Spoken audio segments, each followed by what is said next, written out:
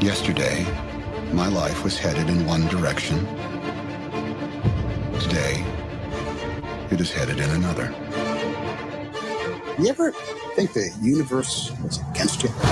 Fear, belief, love, phenomena that determine the course of our lives. These forces begin long before we are born and continue after we perish. Our lives are not our own.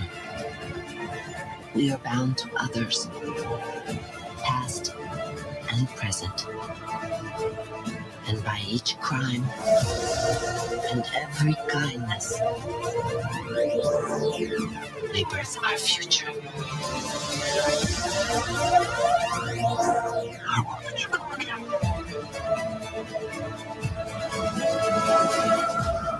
I believe there is another world waiting for us, a better world. And I'll be waiting for you there. You're listening to the Outlaw Radio Network. Outlaw Radio Network. All right, it's the Outlaw Radio Network for the 12th of October. Only 19 days. 19 days to Halloween. Dennis's favorite holiday. But how many days till you go on a cruise? Yeah. Oh, I was gonna go with that next. You knew that was coming up next. I knew it was. I'm like, someone beat him to the punch. Crap. I leave the 28th. So what is that? 16 days? Wow. 16 days till Better the get cruise. your vote in before then. I will get my vote in. You're going to get your vote in, and then you're going to get out a boat on the 28th and go trick or treat, bitches. You know what? So here's the funny thing. Oh, really, I don't want to waste a lot of time on this, but I can't figure out if they're doing anything on the boat for Halloween. Like, I don't know if they're going to have a costume thing. Like, there's nothing telling you to bring a costume. I'm sure there is. I'm sure there is. I'm going to bring my cow onesie. Take a costume, because they'll probably have them on the boat for sale at 22 times the normal retail markup marked up. Here's some cat ears and a mask. I was going to $99. The perfect costume for Kevin. Just take a pair of jeans, like cut them really, really short, and put a cowboy hat on, and just tell him you identify as Daisy Duke. Or just put on a flannel shirt and say, I'm Paul Madden. That'd be hot. You could, but yeah, that would just turn people off. Cut off sleeve flannel shirt. Okay, so the whole crew is here, except for Trojo. I don't even know if Trojo's coming in tonight, but Debbie's here. The Boss Baby is back. So those of you that have started the hashtag Where's Boss Baby can put that to rest. The CEO is here. Dennis running the boards, and behind the mics we got somewhere. and then K-Dog, Paul, and Black Tom. So welcome everybody to the show. It'll be a full show tonight, coming up in about an hour. Matt Macklin, he is the Democrat who is challenging the incumbent Michelle Calderon the 26th for position number 2 in the election in less than 4 weeks away. One of us is really looking forward to that interview. We won't say who. Me. You can figure it out. Me. Anyway, so we'll talk to him in the next hour, and we'll sprinkle in some fun little tidbits along the way. But we get to open up with his third appearance on this show, second in like a month and a half. Before you know it, it's not going to be called Outlaw Radio Network. It's going to be called the Travis Couture Show. Travis Couture joins us. Hello, Travis. What's going on? Hey, how's it going? Travis running in the, don't tell me, in the 35th District. Congratulations. State Representative. Welcome to the show, man. Thanks for coming in again. Thanks for having me again. So you're like less than a month away, less than 4 weeks from Election Day. And I'm going to ask you the opening question I'm asking every candidate between now and election night. What in the name of God will you plan to do about the gas prices? Totally not where I thought he was going with that one. No, gas. I'm asking about gas every single time anybody comes in here now, because it's Costco is the cheapest place to get gas, and it's over $5 at Costco. When that happens, I just want to cry. Yeah, where I live, I have to go get gas in Belfair, and I could get it in Allen, but the cheapest spot is either Safeway or QFC, and you got to use the points, right? Yep. So there I am in my truck, my F-150, punching in the points, Right. so I can get that 10 cents. Yes. And nothing, I can just tell you, nothing makes me more furious because, I'm driving around a district the size of Rhode Island every single day, and then I commute to, the sub base, Kitsap County, and then I live That's in not Allen. a short commute either. No, especially with the Gorst Right. situation. And so, I've gripped the steering wheel a few times, It's kind of just getting frustrated about it. And, it went down there for a little bit. Now it's going back up and it's nuts, there's things that have to be done at the federal level, of course. But at the state level, our gas prices are higher than a lot of the other states. Yeah. And we are, depending who you read, we are between second and fourth in the nation. And it amazes me. I mean, our president has worked so hard and so close with the Saudis to make sure that our gas prices would go down. I don't understand it. Well, and that's part of that proxy war with Russia. They're an OPEC nation, What? right? Yeah. But as far as what we can do on the state level, well, first, I like to take the doctor approach. First, do no harm. And during the pandemic and in the last handful of sessions, we got things like, and this is important, cap and trade, low carbon fuel standard, and in January, whatever you see now, it's going to go up 50 cents, just like that. And I don't think people realize it either. Where I'm at in Belfair, and if you think of Belfair, the little hamlet of Belfair, Do you guys still have those old timey gas pumps in Belfair? Is that no with the little cards that fall? No, Travis, we got the new gas pumps, but we're still on Miami Vice, right? just keep in mind, for years, Kevin has referred to Belfair as a third world country, and he means it. So. But there is one pump like that Belfair's left great. in Shelton. Is there? Yeah, across the street from the Spencer Lake Bar and Grill, that little gas station there, they still have the. That should be a you have to tourist stop your- destination Well, now. Yeah. We're going to ask later if Travis can help get Belfair something better than dial-up for internet. But let's stay on gas. What Go I think needs to happen, and there's important distinctions. You might have heard something like gas tax holiday, other states did, but that's just like a period of time, and then it comes back. The thing about our gas tax is, long before this was happening, the gas tax has been being discussed, right? Because cars are getting more efficient, people are getting more like hybrids and electric and stuff like that, and so the revenue the state is getting from the gas tax is less and less. No. Oh, they're going to throw it down in the studio. What, Tom? So I own an electric car, and every he pushed time a you have button. No pun intended. Every time you have to get your tabs, there is a $250 or electric vehicle surcharge fee. Yeah. Because they Hold don't on. get to screw you at the pump. So Travis, they hold screw on. you when you get your tabs. Correct me if I'm wrong, though. You're not saying the government's getting less money. No. You're just saying they're getting less money from the gas tax that they were getting before. They're still getting your revenue. The from fee and the gas tax are two separate things. Yeah. Right. Exactly. Tom, That's how I feel. You know what? Cut it out, Tom. You're still driving a car. You only got to put gas in once a month. So knock it off. It's a joke, Tom. It's a joke. It's a joke. I'm kidding. Once a month. And you, once a month. Listen, you voted for you didn't vote for a candidate that had a shot of winning, so you might as well have not voted at all. So please be quiet and sit in the back. Says the man who voted for Biden. Yeah, I did. Well, he did win. I admit it. I own it. Welcome, folks. It's spicy night. Well, so what I think we should do is Thanks for getting back on track. I've actually said in the past gas tax holiday, but what I'm saying now is just cut it. Just cut the gas tax. And it's not enough. I mean, if you cut it in half, you're cutting, it's just cents, right? But at the same time, that's when I go to that gas pump and I see someone put in like $1 or like $5 and got 1 gallon, I think to myself, who was that? Right? Who was that was their last $5 to get home, and can they get to work tomorrow? Can they send their kids to daycare? So I'm not always just thinking about myself, believe it or not.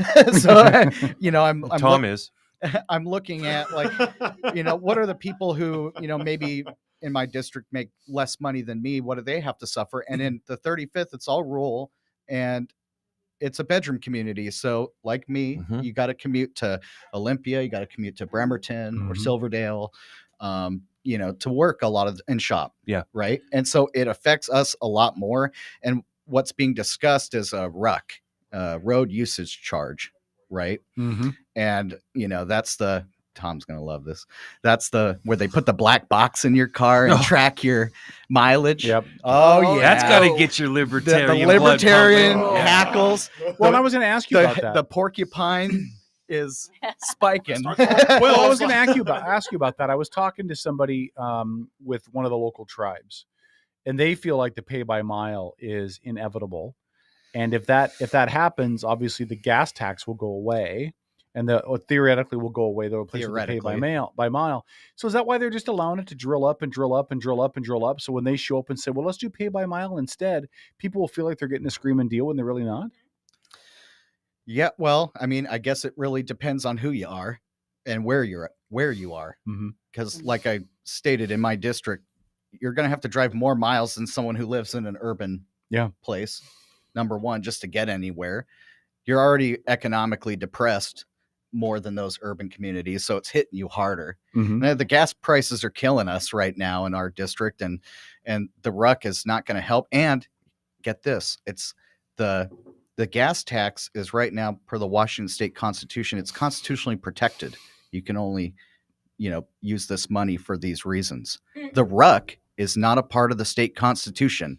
So imagine you're taking in all this money, and then it goes to where a lot of things go, into this big slush fund in Olympia where they could spend it on whatever they want.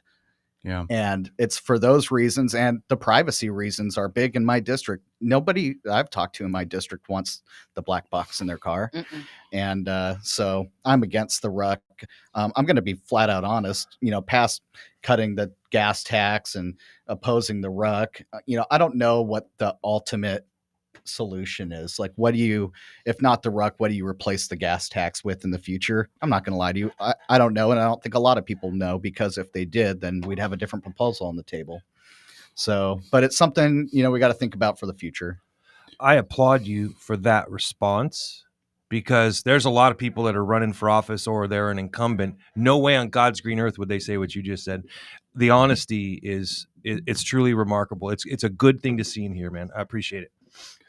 How comfortable are you that you're going to be able to work across the aisle with Democrats to get some things done?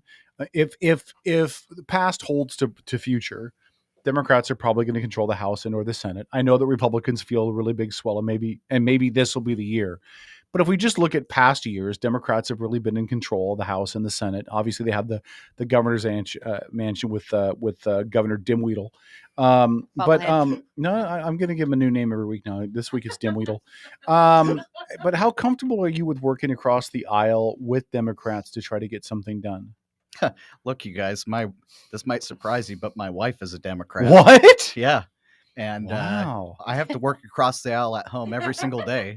And it's a serious advantage, man. And you're hired. I'll Baptism just, by fire. Again, be honest and say, maybe many years ago, I wouldn't have had those skills, but now I do, and we get along great. And actually, she's, as a Democrat, my number one campaign supporter, and she does just as much as I do, but gets zero credit. And so, if you're out there, Julie, I love you.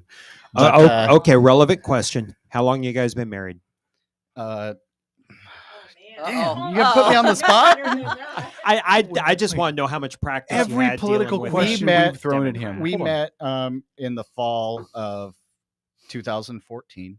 Oh, you've got plenty of time. Yeah. Yep. But listen, every political question we've thrown at Travis has been like, bam, bam, bam. How long you guys been married? Can we talk about the gas tax? But to answer the question, I talked about last time what I call the Venn diagram government. There's things on the left and right side of the Venn diagram that you don't agree on, and maybe you will in the future, maybe you never will, but there's a lot in that middle part of the Venn diagram where you got to work with other people. And regardless if Republicans do or do not have a majority, it's going to be slim either way. Right. And I feel pretty confident predicting that we'll have more Republicans than we do right now, which is 41.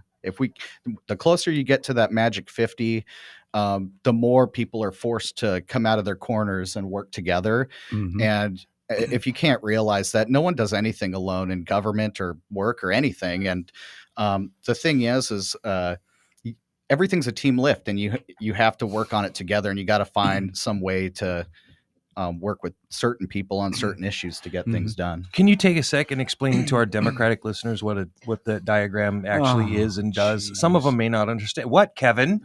I'm keeping it real. Well, if you're not aware, of Venn diagram is just two circles partially overlapping, right? And you might have done it in school many times, like I had to. I don't know if they do it in school now. But no, that's a different topic. It's bathroom usage.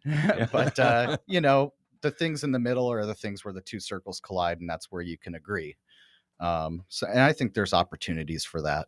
Totally. I mean, we've seen it a lot here just in the last couple of years within the 26th and the 35th, and folks working across the aisle. Yeah, you're on it, man. You got it. What else is pressing? What else do you think has to happen in Olympia? You walk into the office and you get to set an agenda. These are the things we're going to attack. What else is on? Obviously, gas has to be at the top. Sorry, but other than that, what else is on the list? Yeah, and I came in here committed. I wanted to talk about a few different things than I talked about last time. Obviously, everyone's going to talk about public safety. I'm pro law enforcement. I want to go to back to a more traditional policing model because the crime is spiking. Before you leave that, did I ask you about body cams? I'm pro body cams. Pro requirement of body cams? Like obviously you got to figure out a way to fund it, but every officer in the state should be required to wear a body cam. I haven't thought about it as being a requirement. Okay. Because, your county sheriff, for instance, he's his own elected official, or she. Right. And, they control their department, and they're funded usually by the county. And so I am a little bit leery about the state coming over the top of local government and telling it what to do without funding it.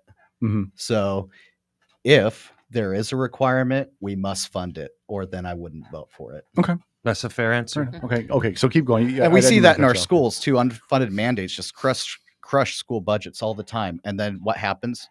Your property taxes go up because you have to pass more levies to keep things going. Right. And so anytime Olympia wants to require something, it should be funded, or we shouldn't be doing it, because if we can't fund it, then why should we ask someone else to? So there's that. But, my platform has been public safety, improving education. We talked a lot about that last time. And then the economy, obviously a huge, big thing right now. We're talking a little bit about gas prices, but there's issues kind of being left off the table. A lot of talk about homelessness and affordable housing, but what about the other little things that kind of flow into the economy? One thing I've been asked this one time, over a year and a half, and that was about childcare. And that's something the state controls, and the state has done a dismal job, especially since like the last 5 years, 2015. If you can't. We live in a society now where you can't always do it on a single income, right? And if mom or dad don't have a place that they can afford, which I mean, if you have kids and you're trying to do daycare, you know how unaffordable that is. It's so expensive. Yeah. So, Yeah, for really instance, if I have 4 kids at home, and if my wife wasn't a stay-at-home mom, she would have to go get a job and then pay all of her income that she made to pay for the childcare. Mhm. It's backwards, and we're requiring things like that the daycare provider has a bachelor's degree. Yeah. And a lot of daycares just shut down because the requirements and the red tape is so thick. And another friend of mine was opened up a daycare, and he was telling me that they required that they couldn't turn their back from a kid while they were doing a diaper change. So therefore they had to go move the changing table to the center of the room instead of the wall, right? And that reduced the square footage, which reduced how many kids he can have in his daycare. Wow. And so these are real problems that people who don't maybe pay attention to Republican versus Democrat, what they think about or what maybe they're going through just at the kitchen table every day trying to figure out. And, sadly, those issues don't always get talked about on the campaign trail. It's a fabulous issue, though, man. I'm really glad that you brought that up. I have several families, doing low income housing, and they have to recertify every time their income changes. I have several families that are just out of work right now because they cannot find daycare. Yeah, and nobody's taking them. Everything in some way is kind of like economically connected, right? If public safety is connected to business, because if there's people smashing in your windows, right, then you need more police, you need better public safety. And if we have a lot of these staffing shortages, and I'm going to tell you it's going to get a lot worse with this upcoming recession, that's just the way it goes, right? Whoa. You said upcoming recession? Well, some people say we're in it now, and I kind of think so, but the safe thing to say is it's we're at the very beginning of it, right? Yeah, I mean, look, I'm there with you. We had two quarters in a row with negative growth, and I've always felt, and that's generally been the norm, right? But apparently now it's not. The definitions have changed. So yeah, and it's funny, inflation, because that is to me a philosophical problem.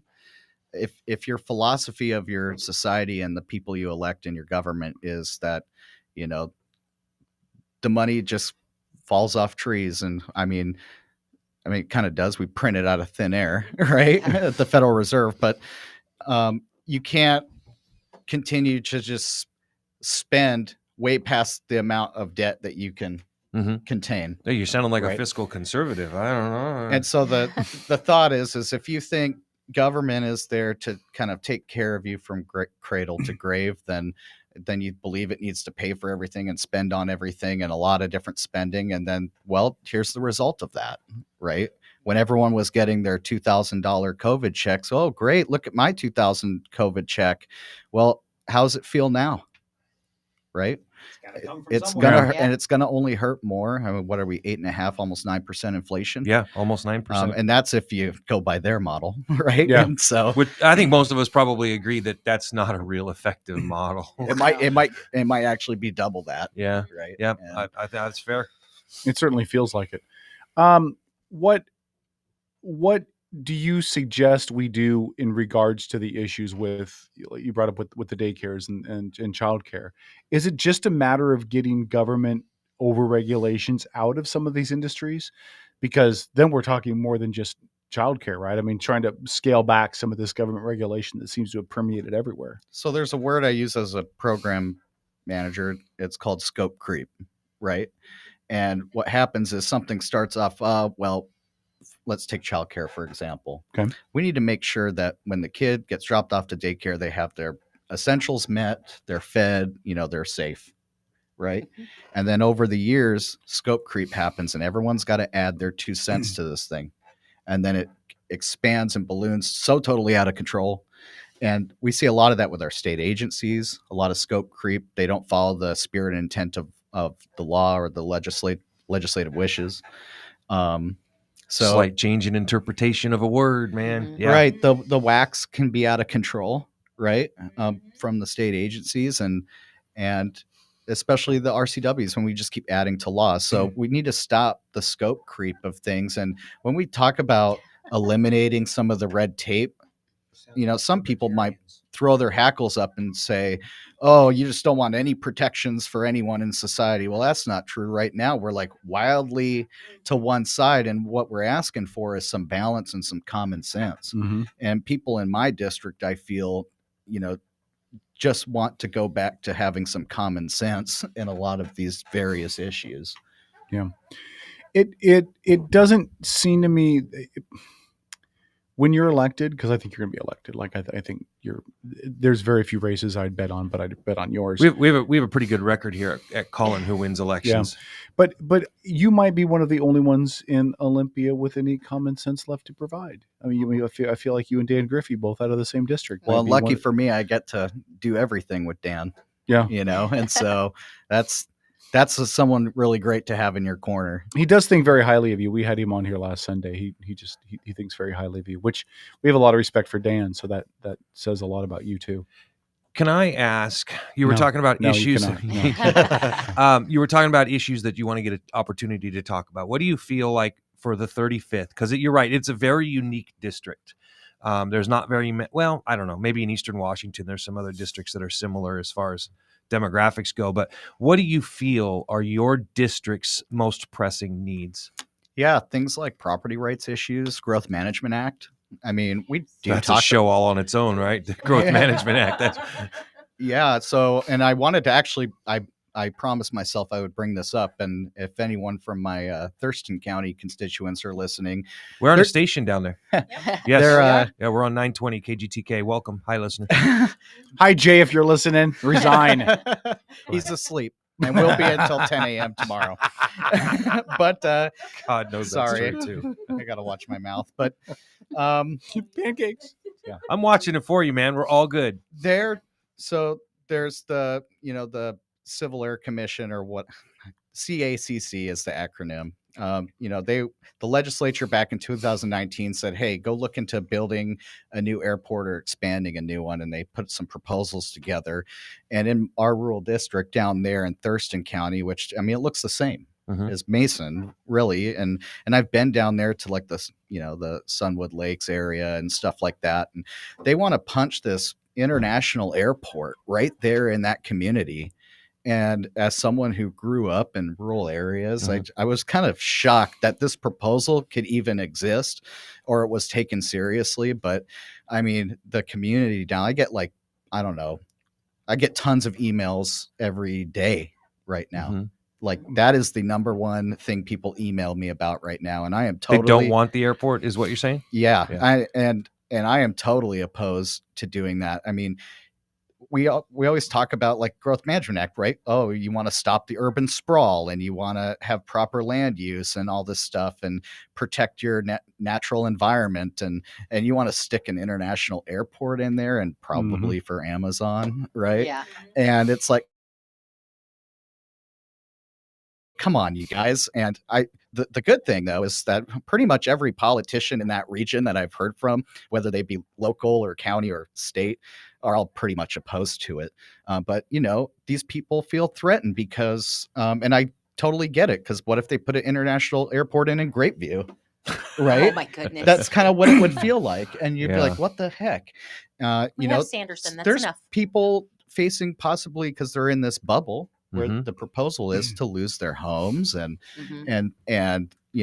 this is the way we live, and we can't destroy the character of rural communities.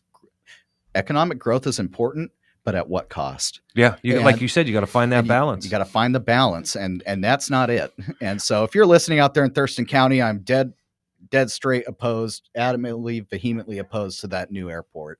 Well, I guess the question would be why they would even consider that. I mean, if you think about how far it is from like Sounder Train and all they're going to have to build major highway. Why wouldn't they just stick with somewhere? I mean, I think East King County would make the most sense. Amazon has a hub. Do they have a hub down there? Amazon's got a hub everywhere. Right. Well, and his point was, he said, well, maybe for Amazon, right? So what I figured put it where the Bremerton National Airport is. Well, there's better ideas on the table anyway, like expanding a couple lanes into Payne Field. Yeah. Right? That's actually one of the more popular things to do that instead. It's there. Right? Yeah. It's there. It's already Use it. there. Yeah. Just expand it. And this is like a whole new thing just punched right in on top. And it when you look at it, you're like, really? This is ridiculous. But anyway, so it's things like that, property rights, those are big. Water rights, obviously. It's rural community issues. Right. Well, if they wait long enough, all the taxes and fees and stuff that the state's imposing is just going to chase Boeing out of Everett. Then they'll have plenty of room to expand. So, how do you balance the need for your district with the needs of the state? Ooh, that's a tough question right there, man. Because obviously, being such a rural district, and I really think Mason County specifically is one of the most unique parts in the state because you're so rural, but you're so buffeted by, really important population centers, Kitsap County to the north, Olympia to the southeast, that, you've kind of got it sprawling from both sides. So how do you protect that small community way of life while still addressing the needs of the state as a whole? Yeah, you'd like to hope that what's good for your district is good for the state, and maybe sometimes that's not always the case, right? But we've seen that here. Have you met Emily Randall?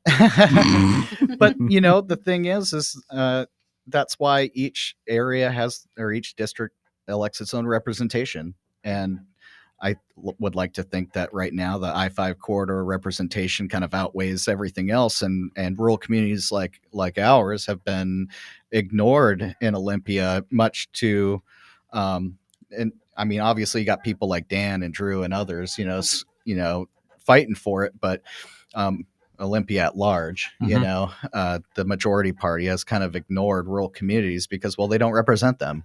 Right. For the most part. Absolutely true, man. When you look at where the votes come from and who votes blue and who votes red, yeah, you tend to see more red votes in the rural areas, in the areas like Mason County. Yep. Yeah, and to try to honestly answer your question, I'm always going to have my people in my district as the top priority. They're the ones that elected me. They're the ones I represent at the end of the day.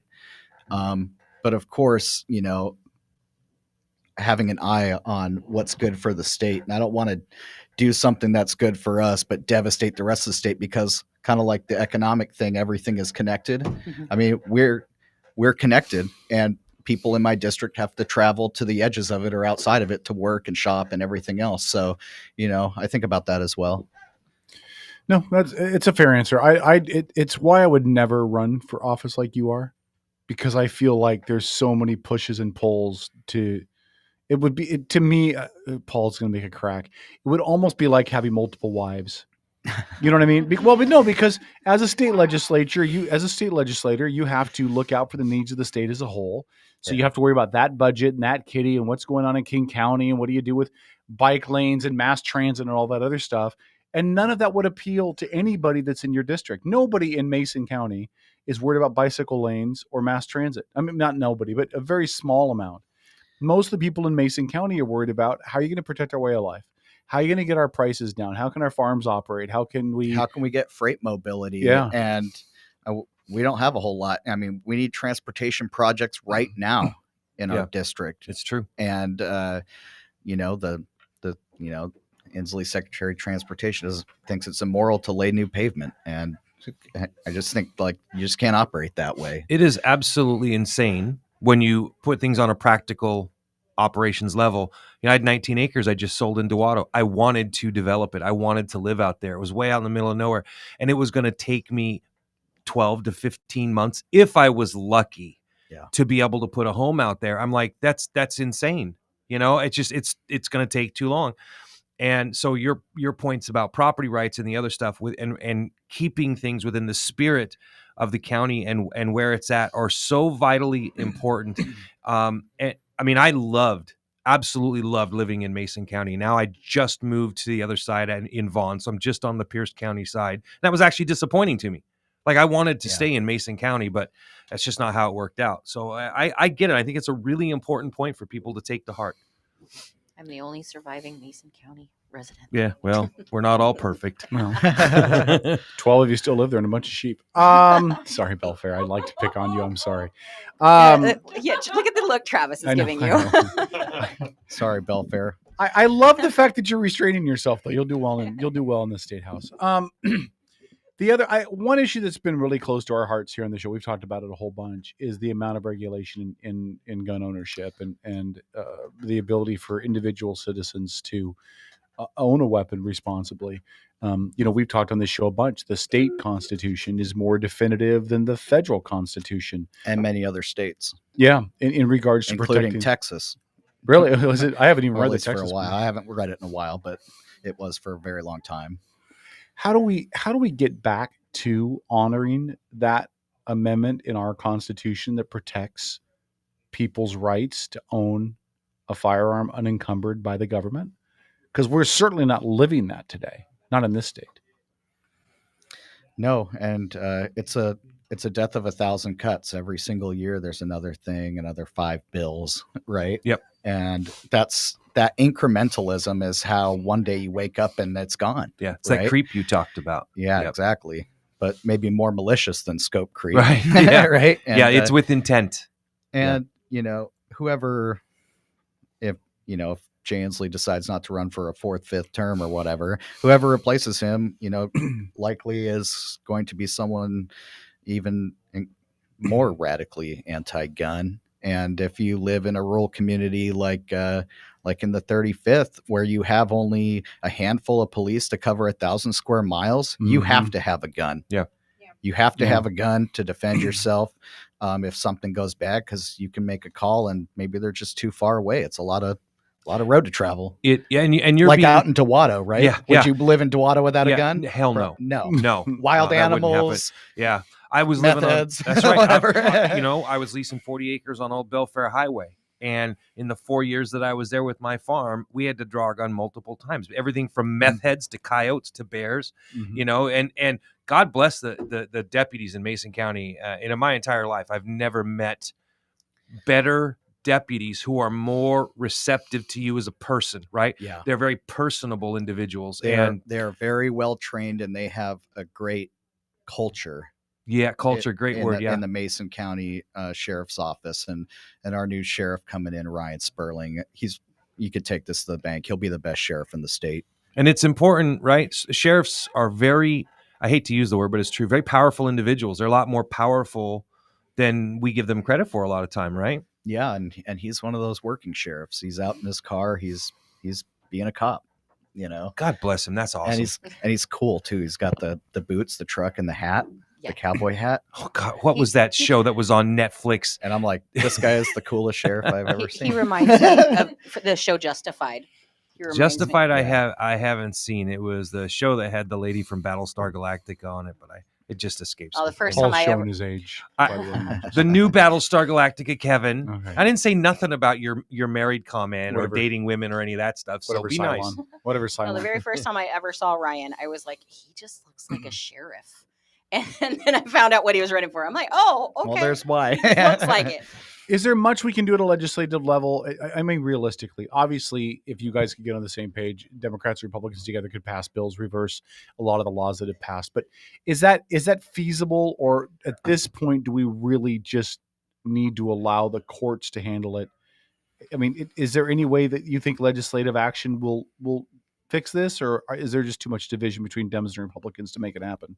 I think that right now there's a lot of division, but a lot of those kind of, for lack of a better term, more radical people in the majority party, some of them left after a single term, right? And Republicans could gain more than 41. You get closer to that 50, and there's a lot more being reasonable, right?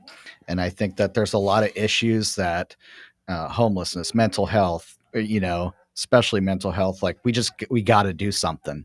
We got to do something. Everyone knows it. They know it. We know it. We might not agree on exactly everything that's got to be done, but something has to be done. And they know we got to sit at the table with each other and figure it out. But you don't want the courts to handle it. If you can help it, you want, you want the legislature to do its job. Fair enough. All right, we're gonna ask you one more question, and then we're gonna kick you out of here and talk about you behind your back again because it's my favorite part of the show. What is something that we haven't asked you about? What is something at the front of Travis Couture's mind that we haven't talked about, or maybe we have, and you've got more to add to it? But what is something that you feel like really needs to go before the voters before they make their decision about who to vote for? Well, and this is a distinction between me and my opponent as well. It was in the Kitsap Sun in the primary, and we talked about a debate a couple weeks back, but it's the Blake decision. Now, I want to preface this by saying, like, I don't want to go back to the old school kind of war on drugs where we just toss any old person, into prison forever, and we don't try to help them out, right? But we can't have this unfettered kind of legalization of possession of hard drugs. And the fentanyl deaths are heartbreaking. In Mason County, it's just gone up, like, I think she said 40% or something, or projected to go up 40% this year over last year. And I mean, this is not something you can just use. I mean, it's a death sentence. And people are getting tricked into using it because they think, oh, this is something else, and it's not. It's laced with fentanyl. We have to rethink that. If you're possessing fentanyl, you're either going to use it and probably kill yourself, or you're going to give it or sell it to someone else and murder them. And it is murder. If you're selling fentanyl, that's murder to me. Absolutely. And we can't have it. We can't have that legal. Right. Right. That can't be legal. And of course it's still going to happen, even if it's illegal. Right. But we have to have the ability to put those people away who are trafficking in this fentanyl. And a lot of other issues, border, whatever, go into that. But that's something that isn't talked about that much, but it plays into this homelessness. It plays into the mental health system and its problems. We have to do something about that. And it's just heartbreaking to watch. Like Dan was telling me, a friend of his, a firefighter, took something he thought was something else, and within 20 minutes he was dead. Spent a whole career firefighting, saving people's lives, and took something he didn't know what it was, and gone. My friend's kid died right before his 13th birthday. He smoked some weed with some friends, and it was laced. And he didn't know. I mean, he was with fentanyl. With fentanyl, it was laced with fentanyl, and he and you guys, this is in our schools now. Yeah. And no joke, it is coming into our schools. That is scary. Yeah.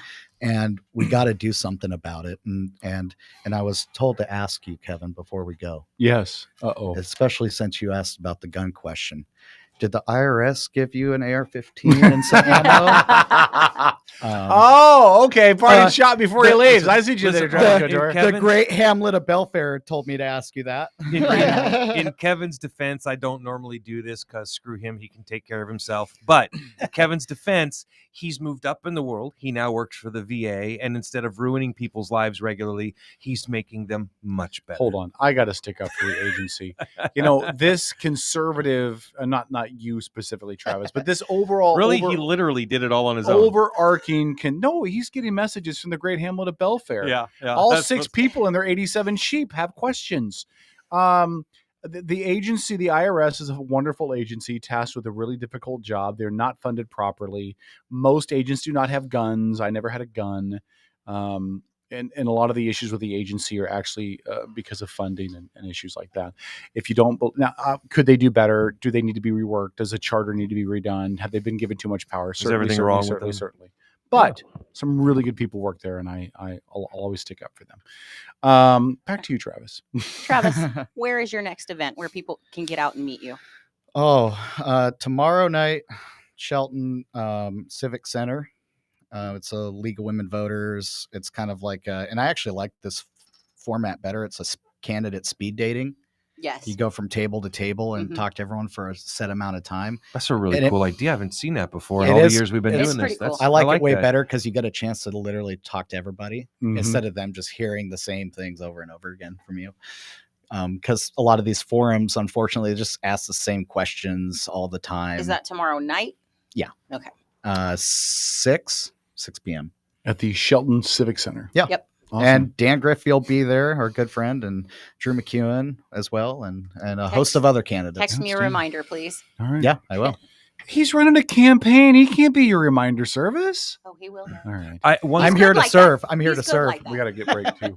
Yeah. All right. He is Travis Couture. He is your candidate in the 35th district for state representative. Travis, thanks for coming in, man. Thanks, guys. Good luck. We We're going to talk about appreciate you it. behind your back in a minute. Perfect. Awesome. Outlaw Radio. Stick around. We're back after this.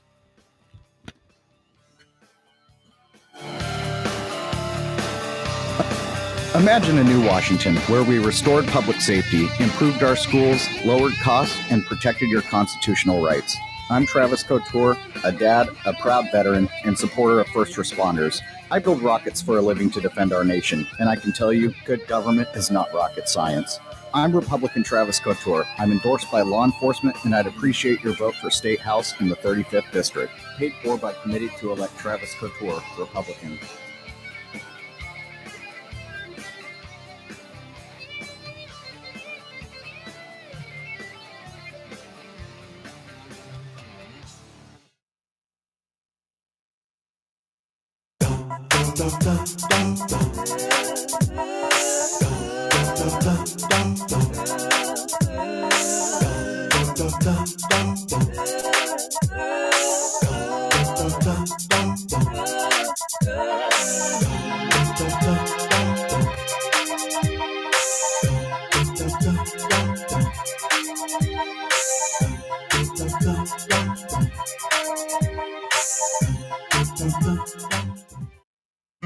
Hi, I'm Sandy Kaiser.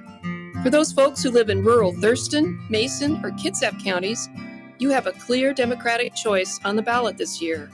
If you care about clean water and healthy forests, lower taxes for working families and limited income seniors, fully funding schools and law enforcement, and protecting reproductive rights, vote for me, Sandy Kaiser, for State Representative, Position 2, 35th District. Thank you. Paid for by Friends of Sandy Kaiser, Democrat. Candidate for the state representative in the 23rd District, Position 2. Instead of focusing on what's wrong, I want to focus on what we can do better. I believe we can educate our kids better. I believe we can do more with your tax dollars instead of raising taxes.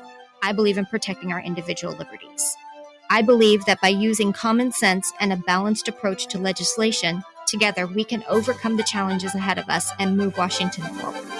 I'm Paige Jarquin, and I'd appreciate your vote.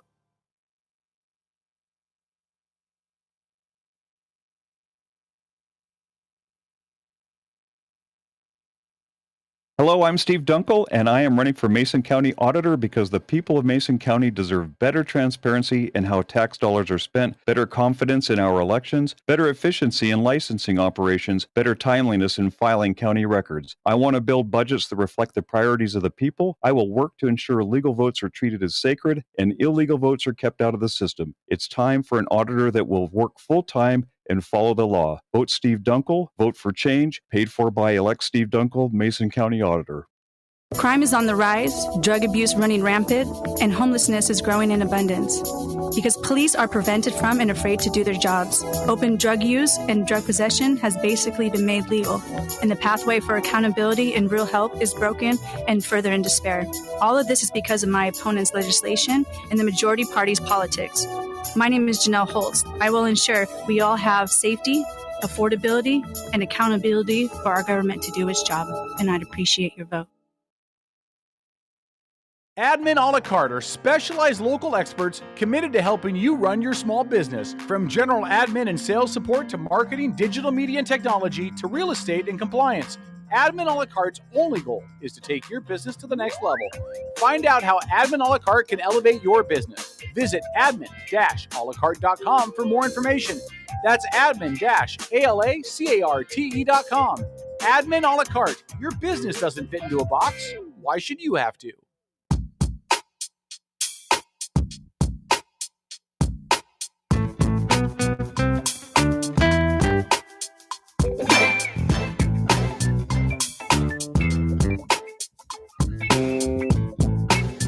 You're listening to the Outlaw Radio Network.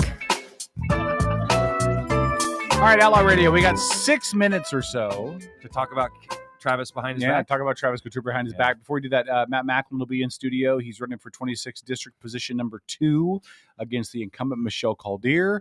It's one of those rare opportunities to get a Democrat in studio, thanks to Hanny Baxter, the chair of the County Democrat Party, for helping to put that together. So we'll have him in a little bit. What do you guys think about Travis? I forgot to ask him one very important question that was asked of me by 3 different people. Is he related to Randy Couture? Because if so, they're like, I'll vote for him in a heartbeat. Let me text him. Yeah, text him. I forgot to ask him. UFC moment. Yeah. I thought I had a. If you can put you in a chokehold, it wins my vote. Yeah. It'd be a lot more intimidating, if you go to the polls and, you're actually not going to vote by mail, but you're actually going to the polling station. And there's Randy Couture just, pounding his fist against Vote his for my hand. cousin. Yeah. Let me see that ballot. Yeah. Yeah. I kind of see it. I mean, if you visualize Randy Couture, Tom, get closer to that mic. You can kind of see maybe. I think he's answered it before, and I think his answer was no. But I did just text him if he was. I will say this again. It's a rarity finding people that are running for office that are willing to say, and it's the perfect answer to say, I just don't know enough about that topic. That to me gives a sense and a feeling of this cat's going to be honest if he wins the election and he's sitting there in the state. Now, that doesn't mean time won't corrupt the heck out of him, but it still tells me that as an individual, as a human being, and somebody running for office, he's not going to try to play that political game, at least not yet, and say, try to give you a roundabout answer like the, president's spokeslady. Yeah. So I cannot stress how much I truly appreciate that from the few people we heard it from. Are you saying you don't like word salad? Oh, I don't like word salad. I would rather you remain silent and look the fool than open your mouth and prove it. And I prove that on every show. The issue with saying I don't know the answer, I think it has to be in context to the question. Sure. You know what I mean? Yeah. Like if somebody brings up homelessness, yeah. I don't really have an answer for that. Well, that's a pretty pressing issue. Yeah. If you haven't considered that, and that's not what Travis did, but I'm just saying, I think it's in context. No, you're right. I think when he used, we go back and forth on this show, though. We've talked about other candidates that said they don't know, and our response has been, you kind of should. But there's maybe. I think on issues that are about an opinion, I don't know should not be the answer. Well, this is your opinion. You should have an opinion about everything one way or another. We've had plenty of topics that one or both of us didn't have the research done on, instead of just saying, yeah, I don't know. Oh, wait, let me give you my opinion. But the direct questions that require, like he was like, well, I haven't thought about that. I'd have to take a look at who's paying for it and how, and stuff like that. To me, that's a data reference to I don't know, and I absolutely love that. Somebody who's willing to look into it before he answers. Yeah, that was something that, I have an opinion. I do think that it's a good thing, but to mandate it, that's great different. Point. That is a different subject, and I hadn't thought about that point. Yep. So, yeah. Thank you for the distinction. You're correct. Yeah. Well, Tom, what do you think? About not your opinion. You tell us the truth, Tom. Or tell about the Mariners blowing Game 1. About Couture. Don't you ever? Don't do it. They won today. I'm talking to him about the Mariners. They didn't play today. That was gut wreshing yesterday. Literally. What do you think about Travis? And I missed it.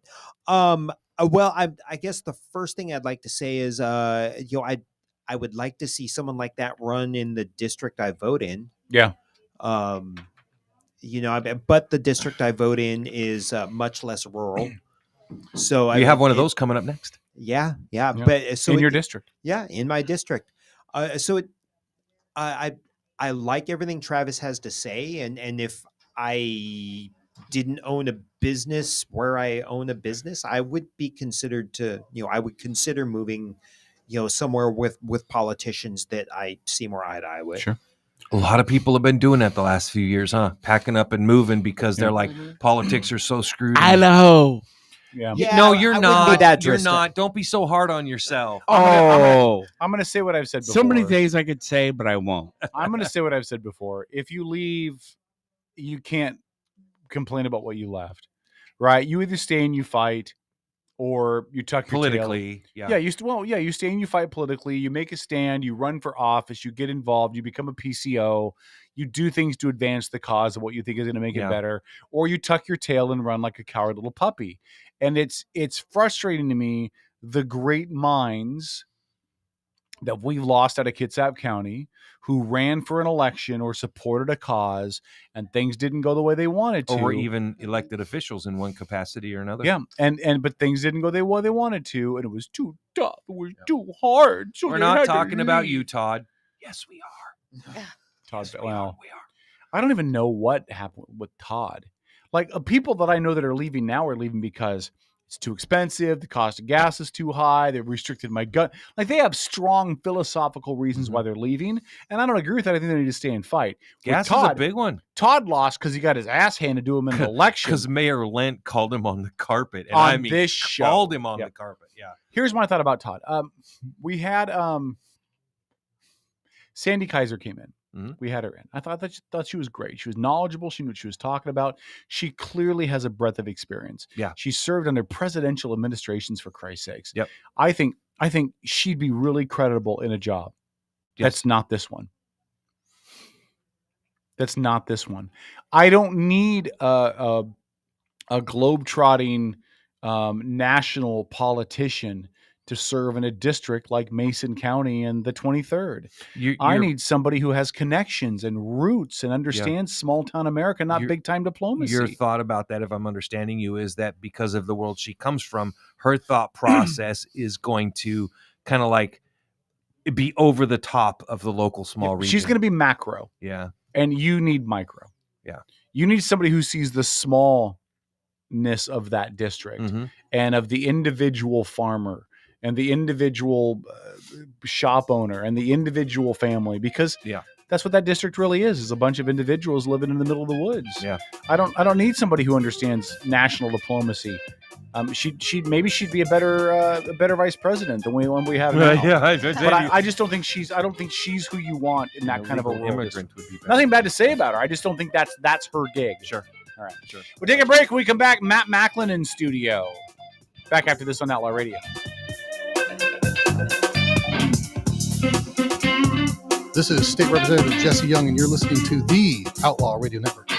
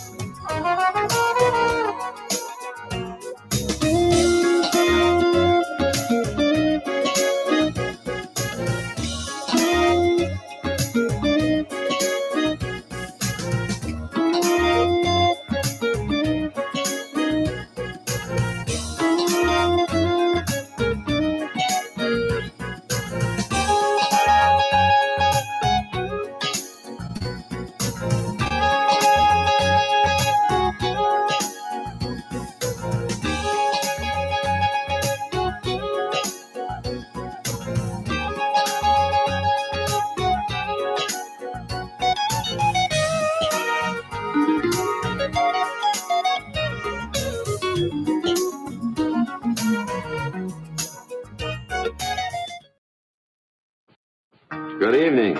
My name's Wayne. Some of you may have seen me before. I've been kicking around Hollywood a long time. You're listening to the Outlaw Radio Network. OutlawRadioNetwork.com. Because I think it's the best thing of its kind that's come along. And I hope you'll agree with me. It's honest, it's adult, it's realistic.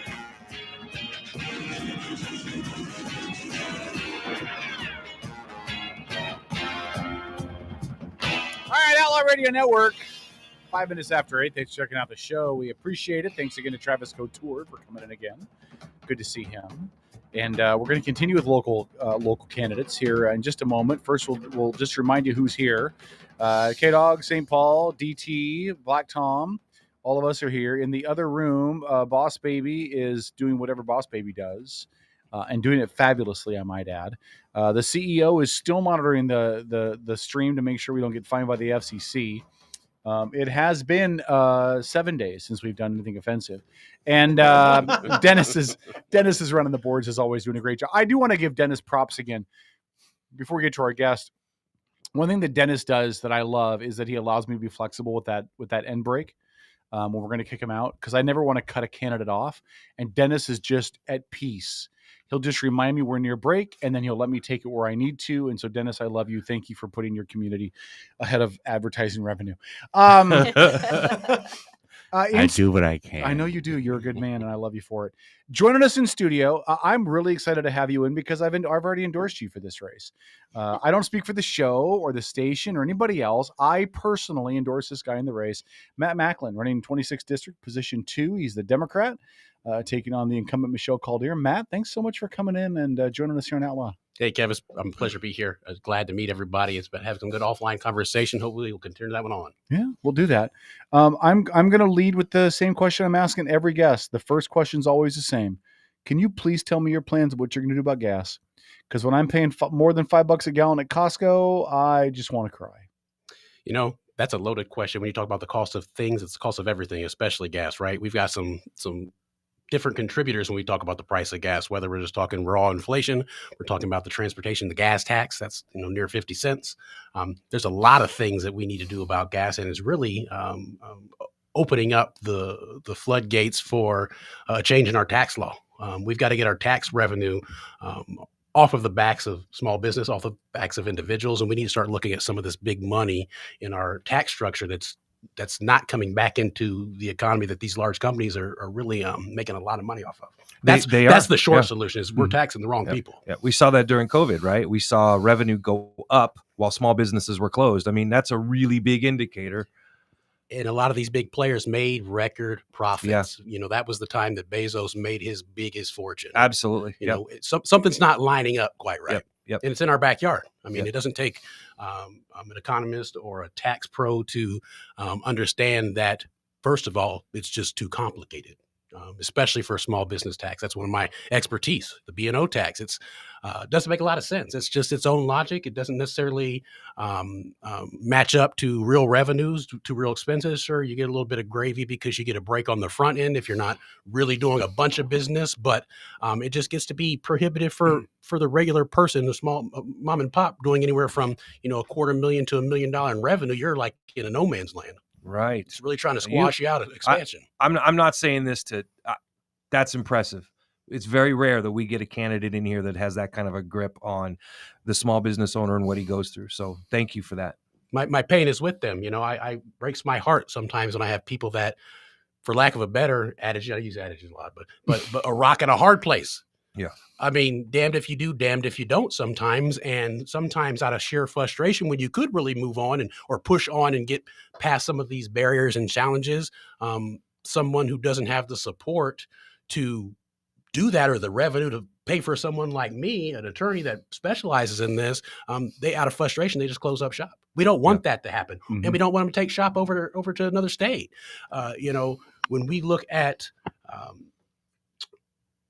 small businesses and people trying to do well for their families and trying to contribute to their communities, I really would like to see kind of another arm in our commerce division that is a small business association for Washington State. And it entails support services free of charge And really, I'm selling my own business away and do what I do. Help people do simple things like formation. Help them understand the importance of business membership agreements and BAs and confidentialities, and help them understand the new laws that come down the pipeline. I'm not a big non-compete guy. I think they're silly. I think if you want to keep staff or have the best business in town, just be the best business. But I also understand the logic of having unfair practices in business. So those exist, and if we want to do those in Washington, especially if they're edged toward an employee, I like that idea, but people need to understand their obligation under those. We passed a very strong, really not a pro non-compete act, really. And in that act, there's a lot of parameters that change over time, like minimum wage standards for people that qualify. And your average Joe doesn't necessarily know what those are, and they actually can be penalized for even presenting an invalid contract. And, a lot of folks don't know that. So these little things, and we're not talking about huge companies that have a bunch of, of legal might in their back pocket. We're talking about, one of my clients is actually a tattoo artist. He owns a studio, and he's starting to grow his business. And within doing that, it's just like a barbershop. It's kind of a chair rent thing. And I don't want you obviously coming in and being a sleeper and taking a bunch of business from me. So there does need kind of a form of formalized non-compete for a contractor relationship, right? So it makes sense in some scenarios. So in a sense, you're kind of like a regulated free market guy. Yeah, but where it makes sense. We talked about this. I said, I'm about what makes sense. On the flip side of that, I'm a healthcare guy. I've been a nursing administrator for 15 years. I've got ARNPs in my family, nurses. My wife's an ARNP. And I think that should be completely obliterated. There's no such thing in my mind in a non-compete that makes sense for a provider. So, okay, hold on. Time out. Take a step back. You're telling me that you went into the healthcare field and then you were bored one day and said, I'm going to go to law school? That's kind of how it happened, Oh, man. my Lord. I say it this way. I was born into healthcare. Yeah. And then I was made into a legal guy because it was made sense with a regulatory environment that we do in healthcare. Yeah. I've been a compliance and regulation guy for my duration. That's kind of what I made my career out of. That's a heck of a Lord. They got married. Goodness. They got married. It was healthcare, which is a hard business. Absolutely. Yep. And then the law. Yeah. Wow. Which you don't know how people are going to look at you after you get that degree, right? I mean, people either love you or hate you. That's the case. That's the case sometimes. And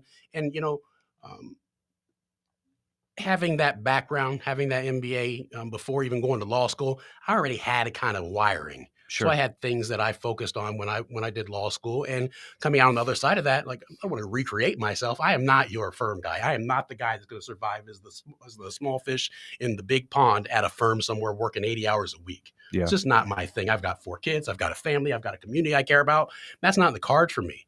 So really, the excitement about gaining that degree was to help my community, to help small business, to help healthcare providers. And that's exactly what I do. You're a lot like us. You do a lot for the community because you believe in it. I do. Yeah. I do. In regards to gas, there's 2 things that I hear most in regards to the price of gas right now. One is we need a gas tax holiday at minimum, or a reduction of the gas tax. And the other thing is about the bill that was passed that's going to increase the gas tax potentially another 50 cents per gallon after the first of the year. Where do you stand on both of those ideas? Well, I think a lot of our game in this legislature in this state has been short-term. It's been short-sighted. I'm a long game and a short game guy. You got to have both. You have to have a sustainable process, and sometimes you got to make fixes today. Back to my original response, we are taxing the wrong areas and wrong people. Everyone needs gas, right? Mm-hmm. But that's still not a fair tax, because when I go to fill up my tank, Matt Macklin's tank, I'm very proud. I've done very well for myself. It doesn't hurt me, and my groceries aren't going to be missing the pantry, okay? Mm-hmm. My family's not going to be hungry. But I also know I don't come from money, and I know how hard that was for my parents. Yeah. Mm-hmm. You appreciate it. I remember the taste of that cheese, guys. Seriously. Right? It's not bad cheese. Right? But the point is that I only saw from the outside as a child the struggle. I never had to feel it in my belly, and I love my parents for that. But I also know that there's a lot of people that look like they had to sacrifice what they sacrificed so that their children can go to sleep healthy and not hungry. Mm-hmm. And I think it's our responsibility as a community to do what we can to, if nothing else, take care of the children, right? We have to be able to take care of the people that can't take care of themselves. That's the way I've always been wired. Whether you're talking about our elderly, vulnerable population, or we're talking about the kids. So back to your question, and my original answer is not going to change much. It might flip flop around only because of what we're talking about, but we have to get the tax revenue from the places that make sense, and everyone has to pay their fair share. Okay. So, and I'm not, and as Romney says, corporations are people too. That's true. It's true. You're sounding, you, one of the things that you said when you came in is you're like, I'm a moderate Dem, and I will just you laughed under your breath. Well, no, but we don't meet many of them because not many people that are running for office as a Democrat are, I hate to say this, but willing to say that, right? Like they want to appeal to a certain segment of the Democrat Party. And so, God bless you for that, man.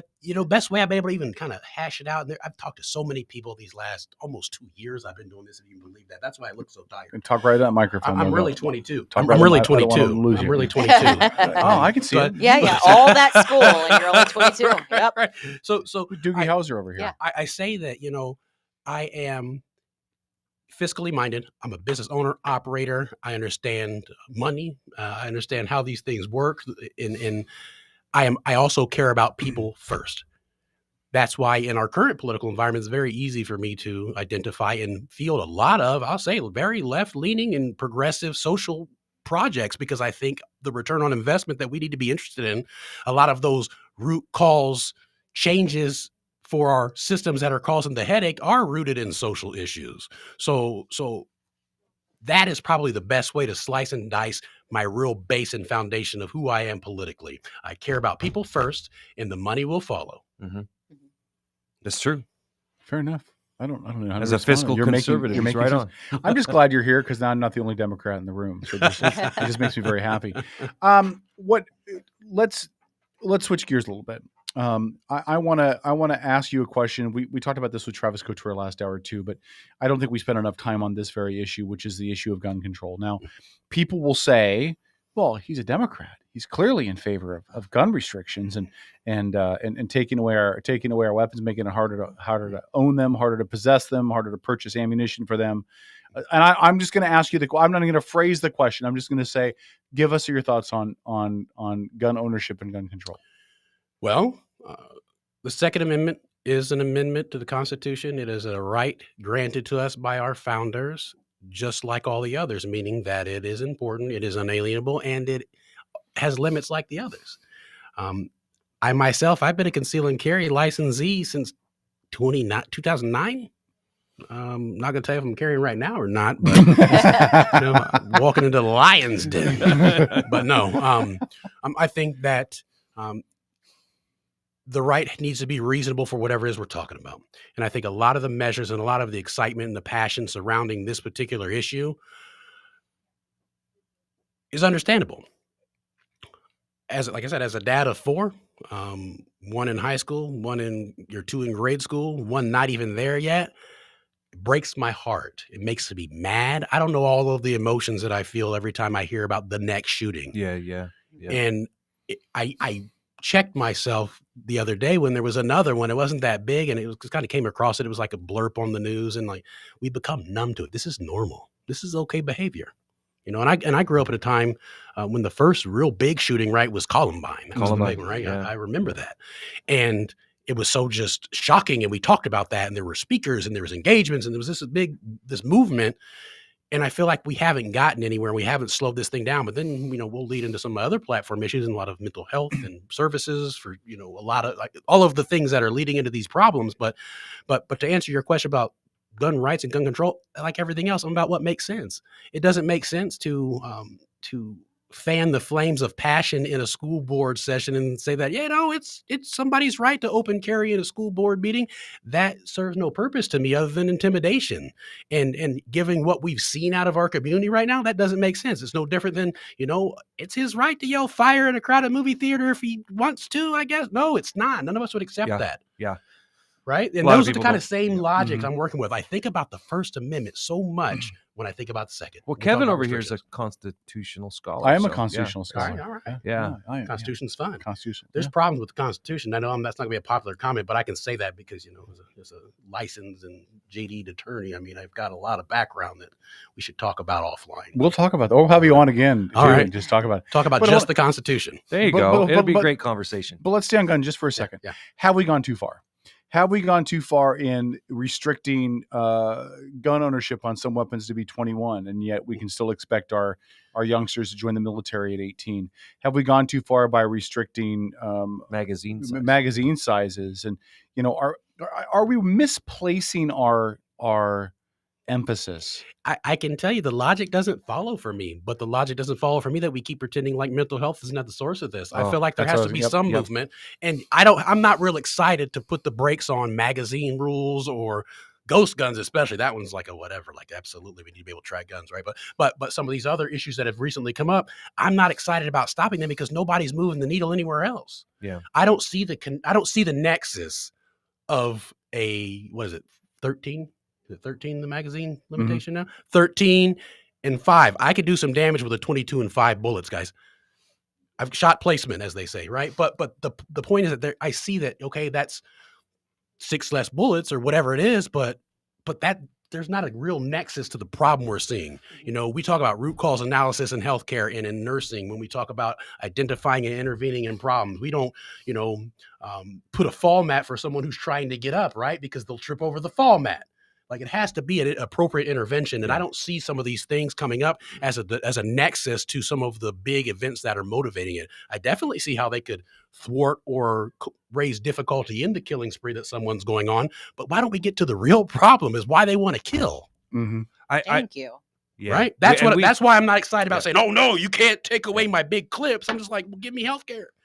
Well, listen, what you're saying is something that we've discussed for years here. And we always, like you, keep coming back to the mental health issue, right? Make it harder for people to get the treatment, make it harder for, a family member to get another family member just seen, all of that it's a stuff. Nightmare for people. It absolutely is. And you're right. Some common sense stuff, but then you keep getting back to that main issue. And you're like, why aren't we addressing this main issue? So it's like we hit to it. We keep nudging it, like the 21 years of age thing. That's because, people's brains don't develop till, like, come on. That's like the closest thing we've gotten. But it still doesn't solve the problem. Yeah. It's putting a Band-Aid in pretending like mental health isn't a problem. And that's something we've done to ourselves in America over decades and decades and decades. We were talking a little bit about true crime outside and some of these, infamous cases and folks from the 70s, especially. They can build a timeline about how those infamous killers back in the days of, Dahmer, who has a Netflix show, and Bundy and Gacy and all those guys that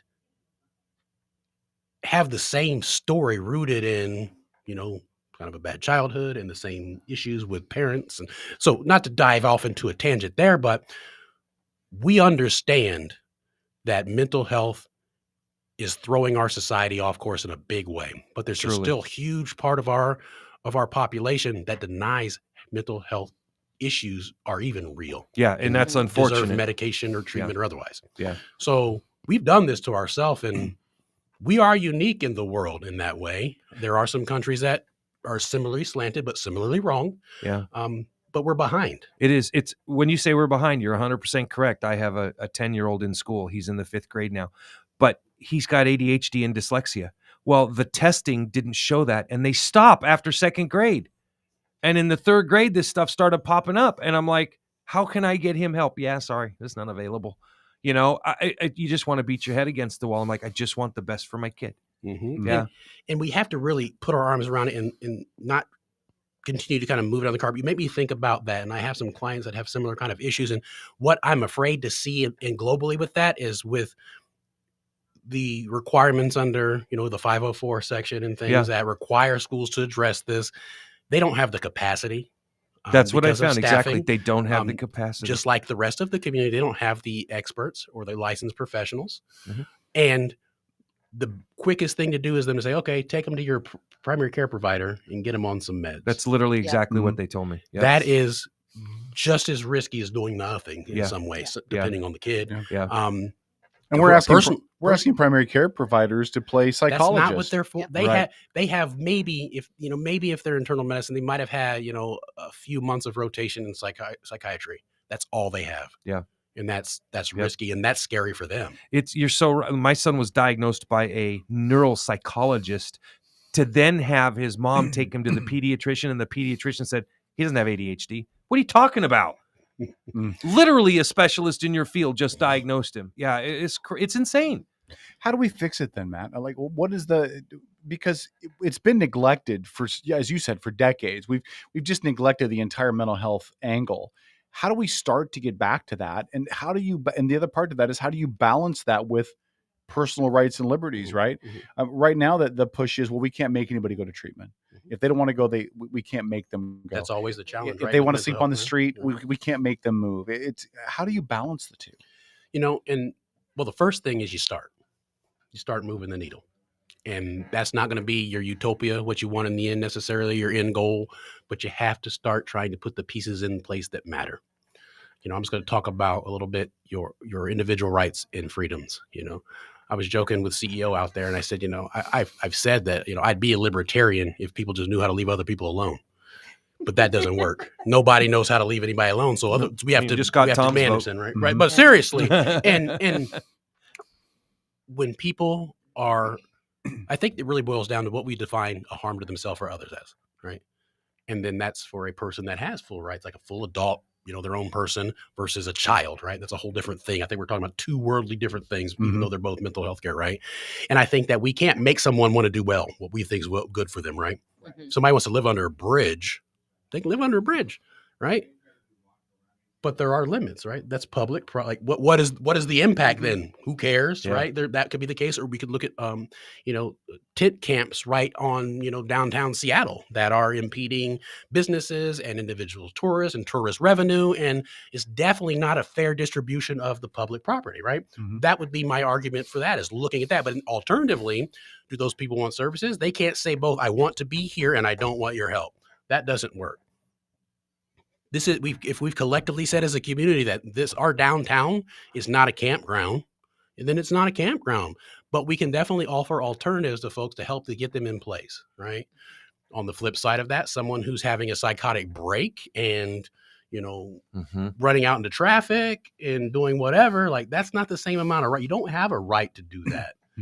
Is it criminal? No, because there's no one who's not having a psychotic break that would want to just run out in traffic, whether they're suicidal or otherwise, right? You got to use these maxims. So I think that situations, using those types of maxims and logic and how we attack them are the first steps to fixing it, and then we kind of lead into the law enforcement addiction issue, right? That's where we're going next. And that's the answer, is that, no one wants to actually be addicted. That, I think, is a maxim that I don't care what you say. That's just the truth. Now, some people decide to remain addicted. Some people decide to commit criminal acts. And I think that they shouldn't be necessarily the same. Meaning that someone who chooses to do criminal acts as a way of, crimes of necessity, as we call them. Like a robbery to fund their addiction, essentially, is what you're saying? That could be. Now, do I think those folks are off the hook? No, the Blake decision, I'm trying not to get off on a tangent. There's so many issues with this, guys. The Blake decision was put as a stay. Is it unconstitutional? Yeah, because anybody that tells you anything about criminal laws, you got to have a criminal intent. That's just the basics. Like you wrote a bad law, legislator. Yeah. It shouldn't have been really hard to fix this last session, and you should have, is what I think. But, we can see how there probably weren't a lot of legal folks around the table when we talk about the crime bills, too.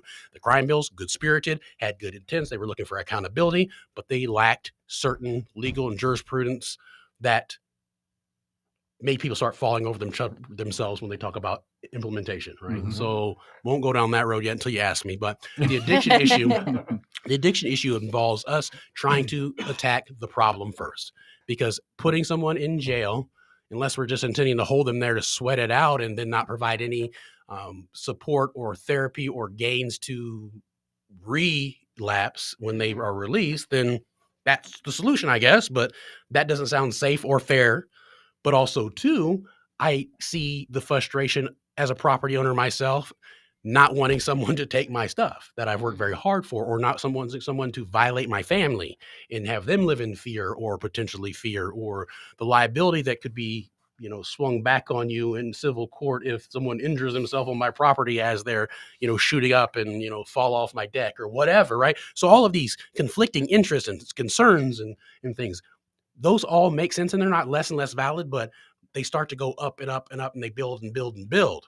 You know, when my undergraduate degree is in philosophy, and people always ask, like, what else? Like, Actually, that's really what cool. you do with that? Yeah. Well, it's one of the best things I ever did because it taught me how to think about difficult, complex issues. Absolutely. To boil it down. Mm-hmm. All of the noise and all of the consideration and all of the emotion and all of those things, they matter and you feel them, but they don't help you solve the problem any clearer. And they definitely don't help you create a paradigm. Paradigm is what? Like cookie cutters is what I think of when I think of paradigm. Okay. I can use that shape over and over and over to create the same shape. I apply it the same way. It comes out the same way. We need to boil down these issues into more cookie cutter type analyses that translate into legislation, because when you have someone who wants to do well and is out of their mind because of addiction, whether or not they are snowed and can't communicate, or they're just making really terrible decisions that don't make any sense, then we have to apply a paradigm that gives them a fair chance at being right, or being better anyways. Right is kind of relative, but being that person, we want to at least get them to a place where they're making a bad decision, but that's really not unreasonable. Maybe they want to live in a camper in the woods. Some people want to live off the land, off the grid, right? Not me. I like a warm shower. I like a warm shower, guys. But I can understand how we can agree to disagree on how we live our lives. I think that's what you're talking about when you talk about freedoms. And I think that's what you're talking about. You're talking about accountability, is that we live in a communal society. And we have to, as a society, decide what the lines are that matter. And they can't be just me, because I say so. And they also can't be do whatever you want and everyone has to deal with it. Right? Yeah. So we have to find the balance. And the balance isn't going to be the same. It's going to be a case by case in a lot of ways, but we can start to build these paradigms as a community that makes sense for us. And the crime bills, although they were poorly written, they're not the real problem when we talk about enforcement of these laws. We can talk about Blake. We can talk about the pursuit bill. Blake, for instance, that was just the legislator not addressing the intent for minor possession. I personally don't think that anybody should go to jail for minor possession of personal use. Well, a bunch of them were just pardoned by the president. So, I mean, I don't think that was a bad thing. I don't either. And I think we're going in the right direction. You know, we adamantly advocated on this show. You know, Kevin and I do not partake of marijuana, but we were very much for it. It's a capacity issue. Yeah, we were very much so. You know, I wish it had been legal so that I could have given it to my dad while he was dying, you know? So proper use. And then we talk about personal use. We see it, a lot of it used here in Washington. It's really not that big a deal. Then I had a constituent I was talking with. She was referring to her brother back in the 70s. He was pothead. Used all the time, got pinched all the time for it, went to jail, felonies. His whole life trajectory, it destroyed him. Changed. Yeah, because once you get into that system, right, it's hard. Can't get a job. Yeah, we've just had landmark legislation passed in this state that, you know, it's been a while ago, 6 years, where for housing, you didn't have to disclose some criminal convictions, right? Because, you know, time or type.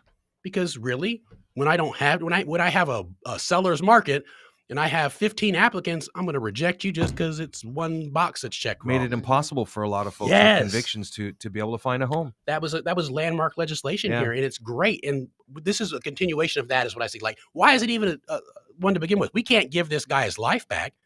You know, the guy from the 70s. We can't give him his life back, but we can certainly try to make it better moving forward. Dennis had said to us one day, you know, he's like, you don't see the guy who just had a couple of edibles plow through an intersection and kill a family. That's not that guy. Alcohol is way worse in a lot of ways. Exactly. Yeah, it truly is. I'll tell you guys, you know, when we talk about, you know, people will say to you, or they've said to me even, you know, well, they chose to break the law. I look, so just, you know, I'm from the Midwest. I just want to say, bless your heart. Yeah. Well, you were doing 10 over. What's that? I think to myself, like, I don't know who you think you're fooling. This is like my internal monologue. I don't know who you think you're fooling, but every one of us in this room has at least half a dozen things we could have really got ourselves messed up with that we did as a kid. Absolutely. We were just lucky and didn't get caught, right? Exactly, guys. When you were a kid, for Tom, it was yesterday. Look at me. I'm running for office. That could have really been thwarted if I just had one, you know, minute difference or one different friend or whatever, guys. Let's cut people a break. And that's what I mean when I talk about, I care about people first, guys. Like all this, you broke the law. Like, well, come on. There's all kinds of bad laws. Yeah. You know, Thank you know God we didn't have cell phones back then. Hey, 40 years ago, I'm breaking the law right now. I'm married to a white woman. Like there's all kinds of things that you broke the law. Doesn't mean it's good law. That's right. Yeah, that's actually one of Kevin's. It's just because it's a law, don't mean it's a good law. That's one of my. I remember for one of my first philosophy courses, it was the whole thing was what is a good law, but I won't bore you with that.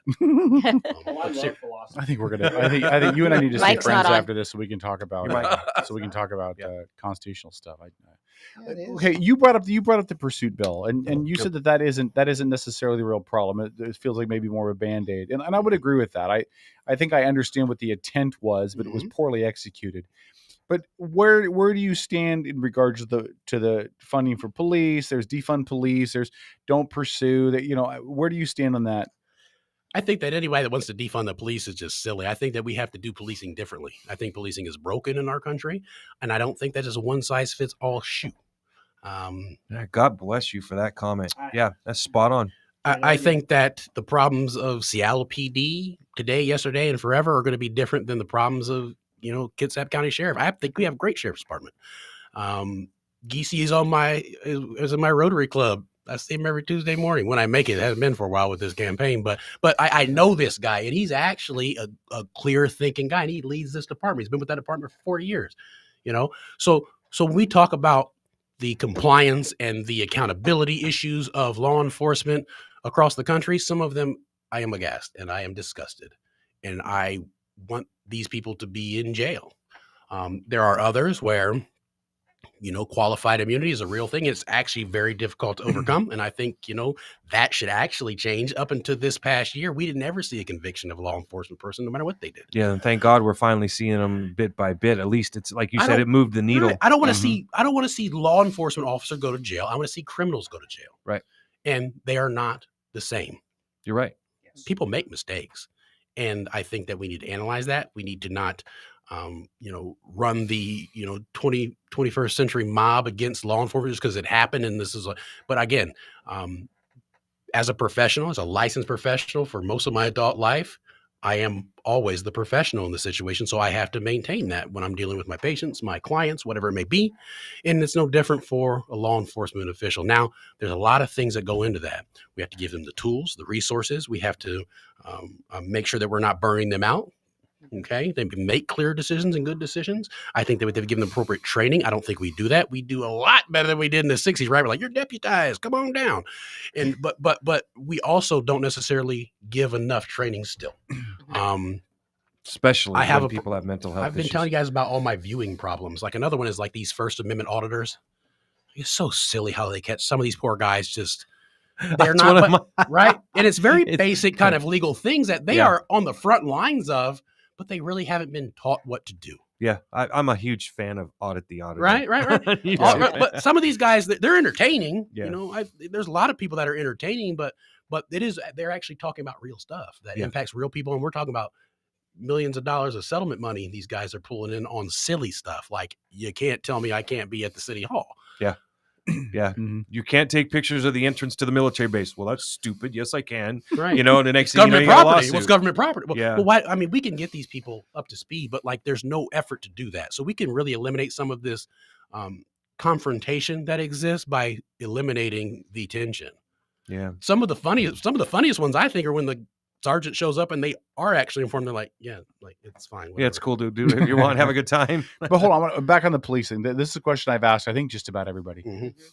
I'm a huge supporter of body cams.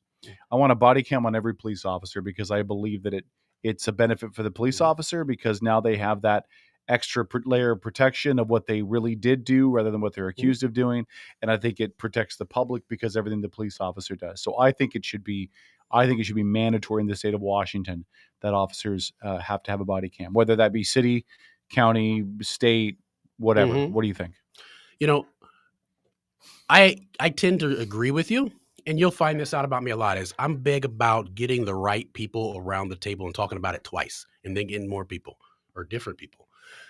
Because I know that there's been a reluctance for some departments to adopt this. It's not a cost thing because they've been given the money to do it, federally granted or state granted. It's been provided, right? So I don't know those arguments, but I know they exist. So I want to hear what those are because maybe they do make sense. But in my mind, that's not a cop mind. I've never worked a beat.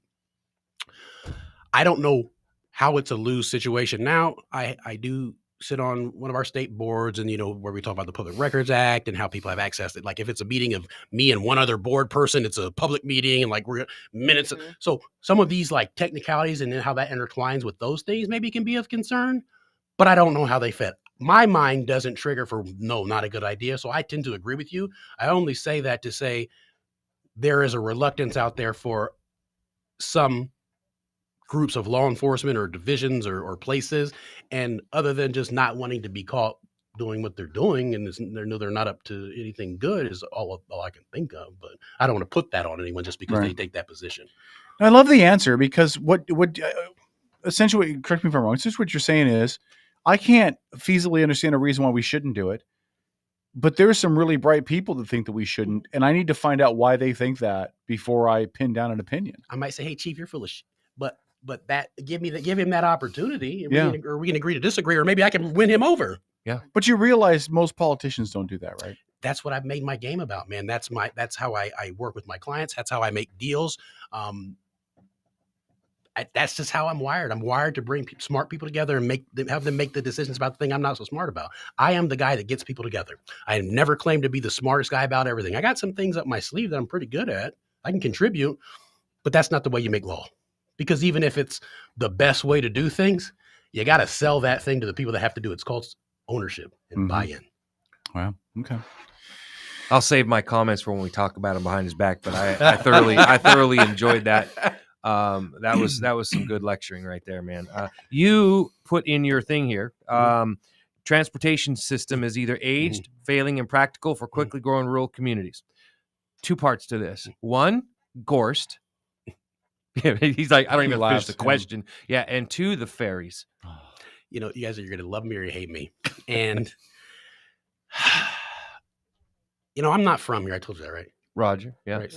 So I moved here kind of on a whim. Me and a dog, met my wife, went back to the Midwest. Then we moved back again because we love it here. So hold on. Wait, on a whim, you and the dog moved here. I was going to go to Boston, man, or I was going to go to Washington. I had job offers making 6 figures, both places. I'm like, yes, finally. And this was in healthcare. No more liquor, right? No, but Amen. I tell you, I was sick to my stomach. It was so hard to leave my family from the Midwest, but I had to get this thing going called life, and I just chose Washington. I never changed me. So funny how we talk about how these one decision things can like just completely change your life forever. It's true. I tell my sons, you only get a few chances in life to make a life-altering decision, and you just got to embrace it. I could tell you like the top 3, I won't, but like I could tell you the ones that like this changed everything. Yeah. Like sometimes just choosing to do one thing or the other, right? But I came out here, and we left, and then we chose to come back. Well, that's the short version. So one of the reasons we chose this community is because we used to come over from the other side of the water on the weekends to just take it slower, because like I had a busy world. Like I was an executive in healthcare. She was as well. It's like just let's go antiquing in Port Orchard. That was literally our 25-year-old life. Like, right? It is a little slower over here. Sure. I'm just weird like that, I guess, but I'm tired. No. But so I love this community. I love the environment. I love the salmon runs. I love the hiking. I love it all. I don't want to blur that, but I also know that people are moving in and we got to own our destiny. We have to make this happen in a way that we see feasible, because we can't just say, you know what? Sorry for you, my folks listening out there. I love this sleepy water community too, but it's changing whether you like it or not. It's true. Yep. So the planning, talk about Gorst. Yeah. It's a nightmare. Yeah. Right? I worked in Bremerton, living in Port Orchard for the entire time I've been back. Like, pandemic kind of helped with traffic. But seriously, one of the things the research shows you, and you can argue with me if you want to, I would prefer you not argue with me, just show me countering research from a credible body. But more roads mean more traffic. More lanes, rather, mean more traffic. You can't put many lanes in Gorst anyhow. Yeah, there's just not room. There's just not room, and the Navy's not going to give up some of their stuff. So the answer is really, how do we connect communities differently, especially that one up there to this one down here, in a way that makes sense? I think we could build a big old bridge. Yeah, talk to Jesse. Who's going to put an aircraft carrier across the water? I'm talking a beautiful, narrow style bridge, right? I'm in favor of mass transit, not creating some mass transit system like New York or Chicago. I lived there and went to school there. It's fun for about the first year.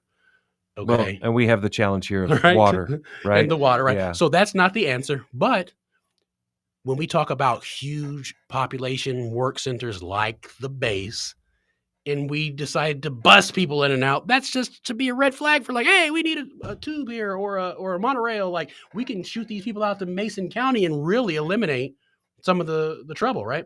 So I think that some style and some study of what our growth projections look like, what our naval need looks like, and our future growth areas like Manchester, and what those could look like with the proper services of mass transit, because we're never going to be a carless community. I don't want to be. I come from a place where everywhere we drove, including like the friend's house in the neighborhood, was practically driving. Like, that's just where I'm from. Sure.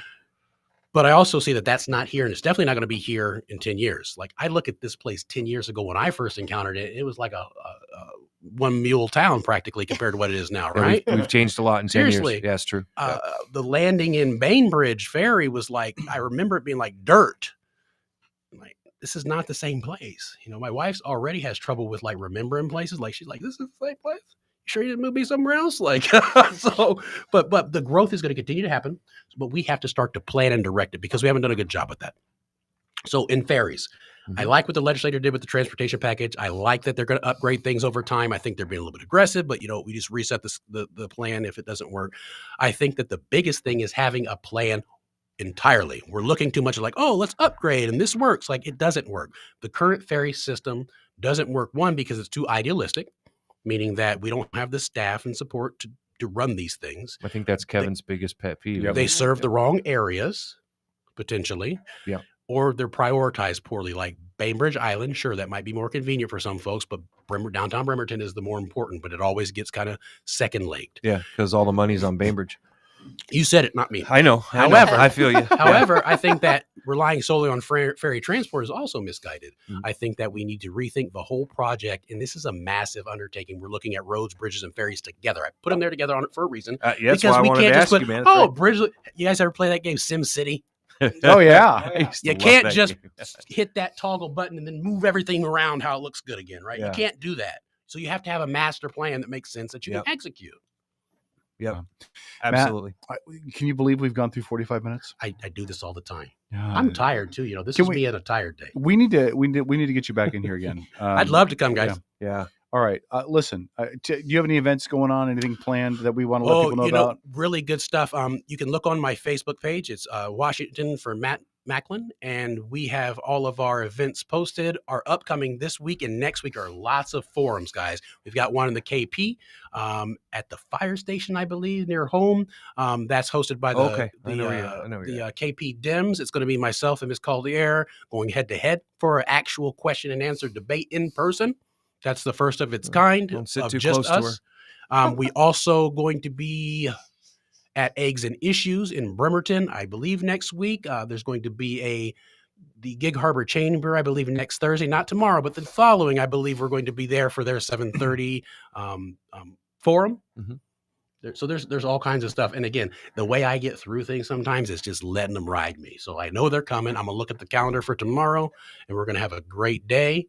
But yeah, that's sometimes how we do this campaign thing. I want to focus on the thing at hand for the constituents that are in front of me. I don't want to overthink it, but that's why we have Facebook events. Awesome. So Annie Baxter says mattmacklin.com and on Facebook, Washington for Matt Macklin. Awesome. There it is. Matt, Perfect. this has been a pleasure, man. Thanks for coming in. Let's, anytime, you guys. I'd love to pull apart some of these issues more pointedly.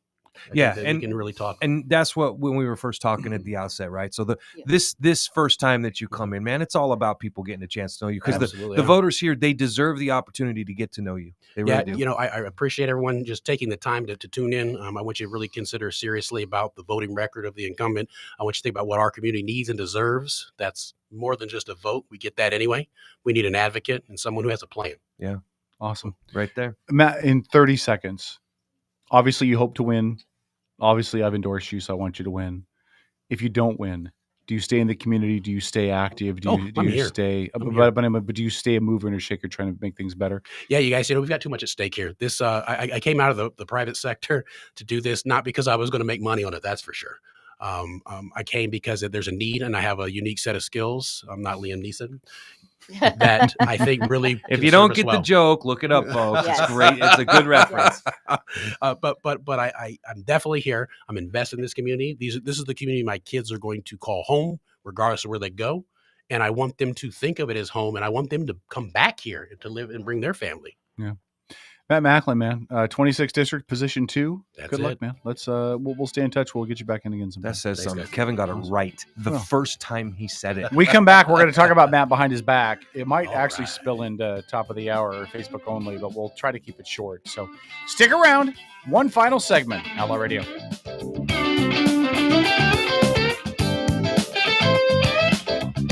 This is the Outlaw Radio Network.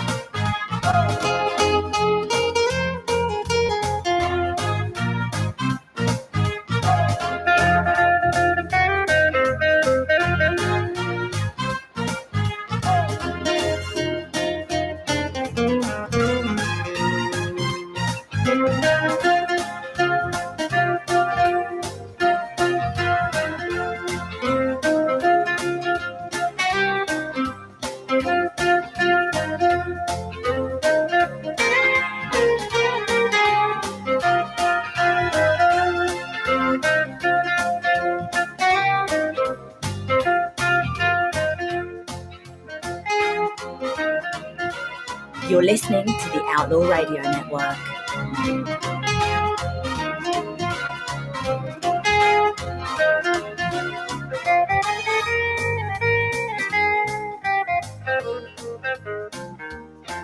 Outlaw Radio. I'll make my comments quick because I think it's obvious what I'm going to say. You can let that music play under us. I think it's a cool vibe. Here's the deal. If you fill out your ballot and you think to yourself, should I check the little box next to Michelle Caldier, who doesn't put any bills forward, who doesn't do anything in the community, who doesn't get involved when stuff needs to happen, who doesn't go door to door, who doesn't do the awkward stuff? Go ahead. You might be an idiot. By the way, I also want to say that I reached out to Michelle Caldier. I spoke to her about a month and a half ago on Facebook, and I offered to let her come in. She's afraid to come on this show when I'm here. So I said, Michelle, I'll step out of the show. I will leave my own show and let Paul do the interview with the rest of the crew if you'll come in. Michelle said no, because Michelle's scared. She's scared of a little teeny tiny AM radio station. Because she didn't get her way. Because she didn't get her way. Because we have opinions. And I expect her to pay my kids the $20 she owes them. But listen, it's bigger than the money now.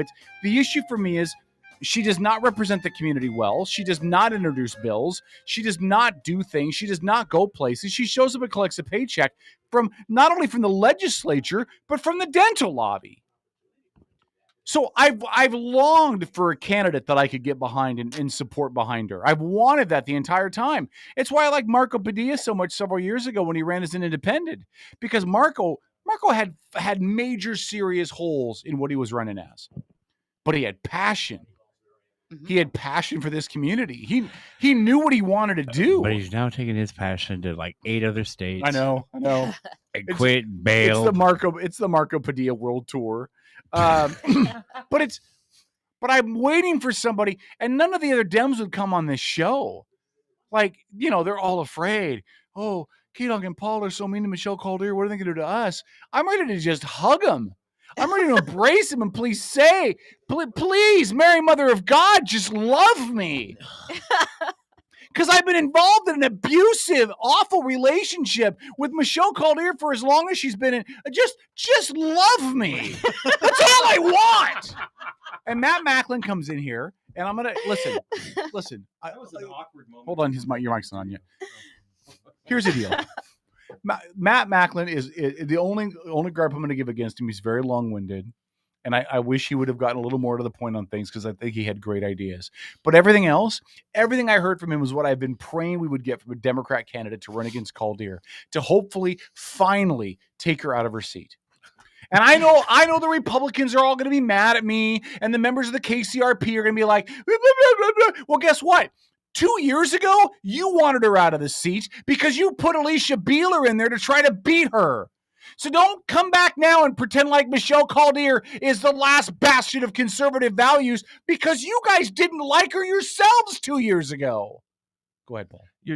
You're talking about an elected official who was accused of tripping an elderly member of one of her constituents with multiple witnesses. Yeah, and so throwing out, calling police on constituents that came to talk to her down in Olympia, all kinds of, and I don't know all of the specifics about all this stuff. This is just stuff that we've heard from constituents that were present for these occurrences, and a police report was filed. Yeah, so this is a person who has developed a track record of not being a nice person.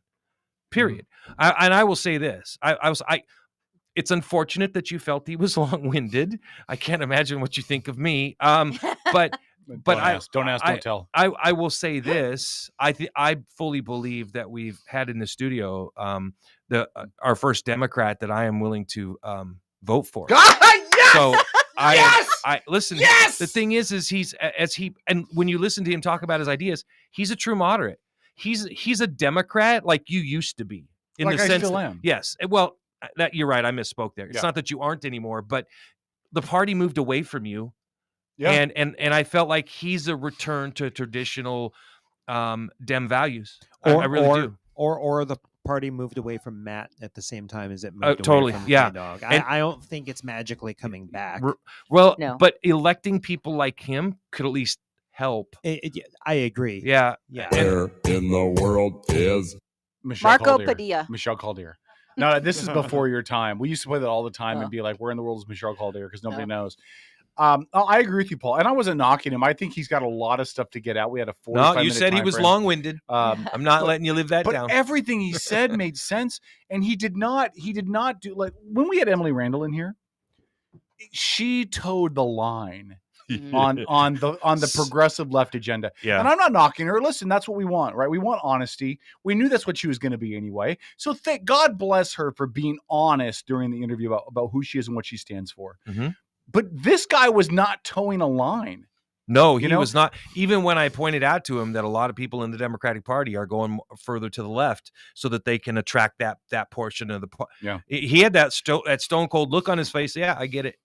And he said himself, we asked, and now Heidi's talking in the chat that she thinks he was long-winded on purpose to dance around and not answer the questions. And then she said that if you cannot answer a question directly, you should not be elected or trusted. Well, that would be every single politician ever known to the history of man, Heidi.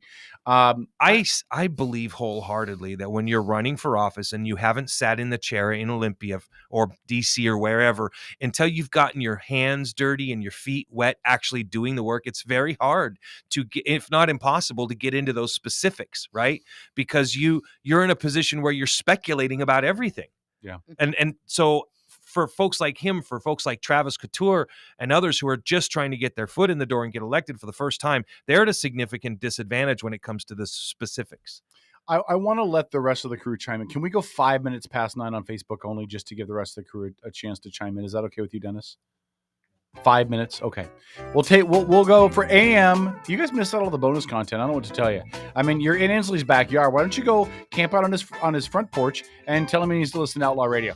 But you guys have a great day. We'll be back with is it Jesse this Sunday? Yes. Jesse Young, state representative, running for state senator. He'll be here at 8. It's Outlaw Radio. Facebook. We're not done with you yet. Stay there.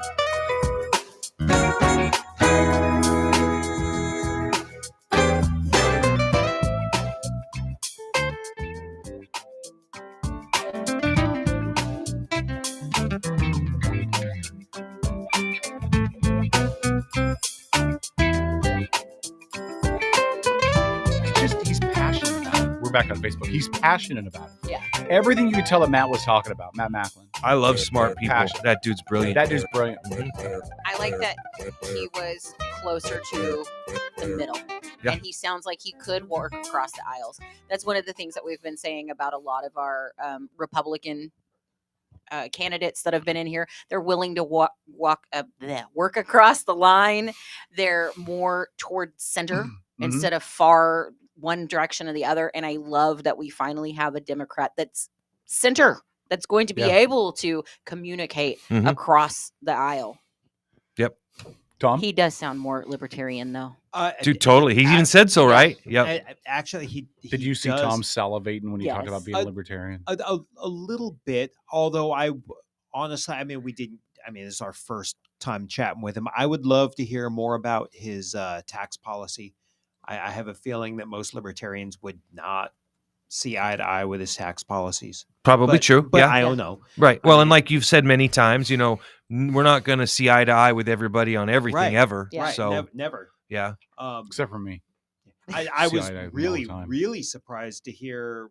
I don't think I agreed entirely with his Second Amendment stances, but to hear that he carries was like, Talking to Mike, Tom. You've done radio long enough. You have a D next to your name and a holster under your jacket potentially, And he even cracked a joke, right? Like, I'm not going to tell you. I don't know.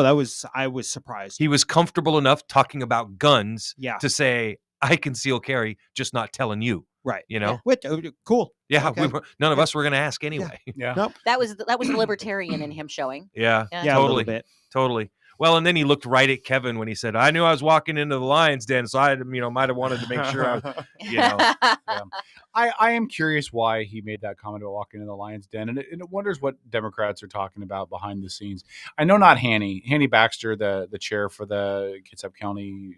Hanny's a Democrat Party. sweetheart. She's awesome. She She absolutely likes us. She's been on here plenty of times, but there's plenty of Dems in this county that are afraid to come on here, and it makes me sad because I just want to be loved. I just want to be the. I want to be. I don't want to be Says the Kevin only. to every woman he's ever dated. Listen. I don't want to be the only Dem in the room anymore. Talk to. No, listen. I don't want to be the only Dem in the room anymore. I want to have some diversity. My in bad. here. That's what you meant. I want to have free flowing ideas. We have diversity. Anybody who says we can't interview a Dem, we were so good with Emily Randall and Irene Bowling, and when we had the lady from Belfast, Sandy Kaiser, and then we just had Matt Macklin. We're good to everybody. Speaking of which, Just love if you me. haven't already, we got to let him know about our pledge to candidates running in their advertising.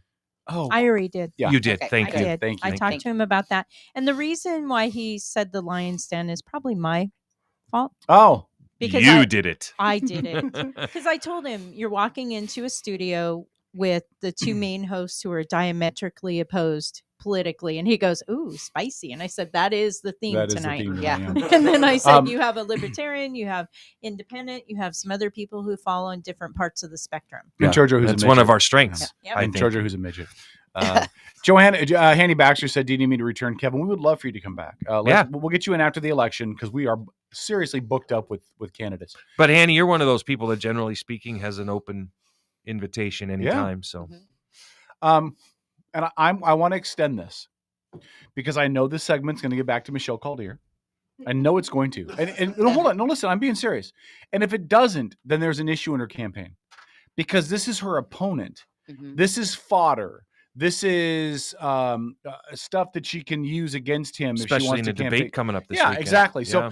So I'm just going to say this again. Michelle Caldier, we would love for you to come on this show. We would love for you to explain what you've done that justifies a re-election. That's not a swipe. It's a serious question. Why do you believe you're still the choice? We'd love to hear from you. And if it means that I leave the studio for that hour to allow you to come in and sit with Paul and Tom and Debbie and everybody else, and Trojo if he can find a booster seat, if that's what you need in order for you to feel comfortable coming on this show, if you need that safe space, I will give it to you. Now, I don't offer that for anybody. If most candidates said, we'll come on the show if K-Dog's not there, I'd tell you to bite me because it's my show. As much as it is Paul's, as much as it is anybody else's, this is my show.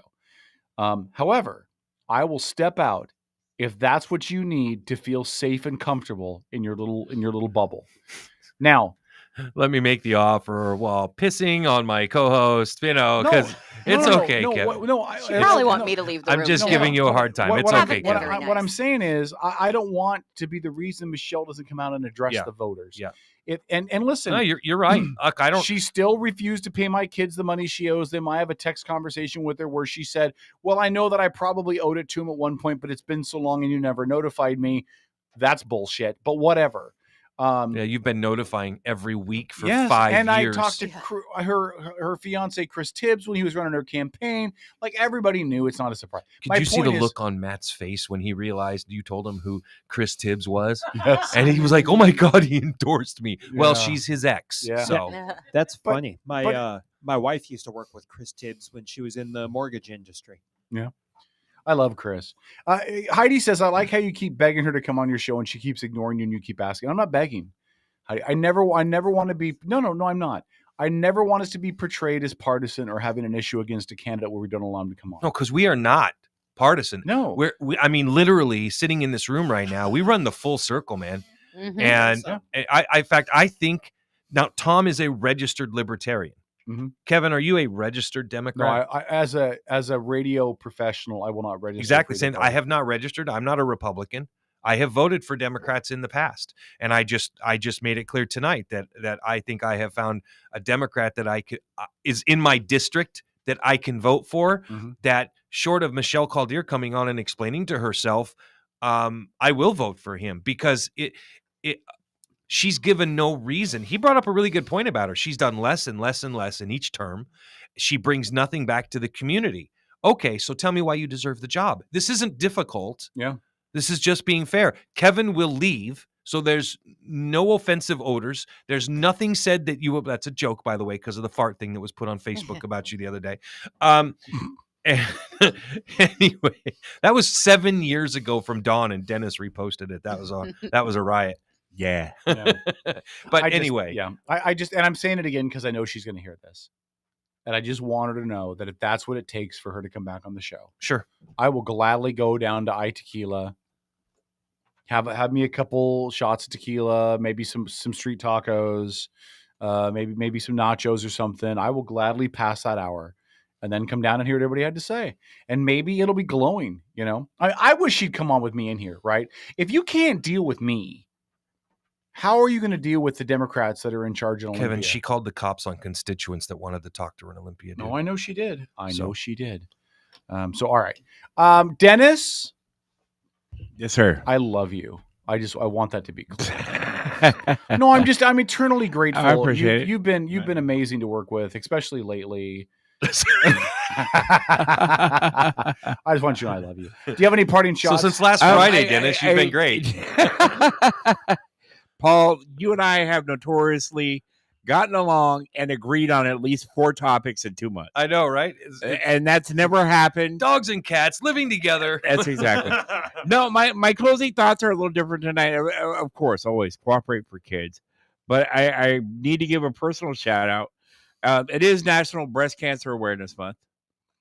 And that being said, that is an issue that has touched my family and on males and females.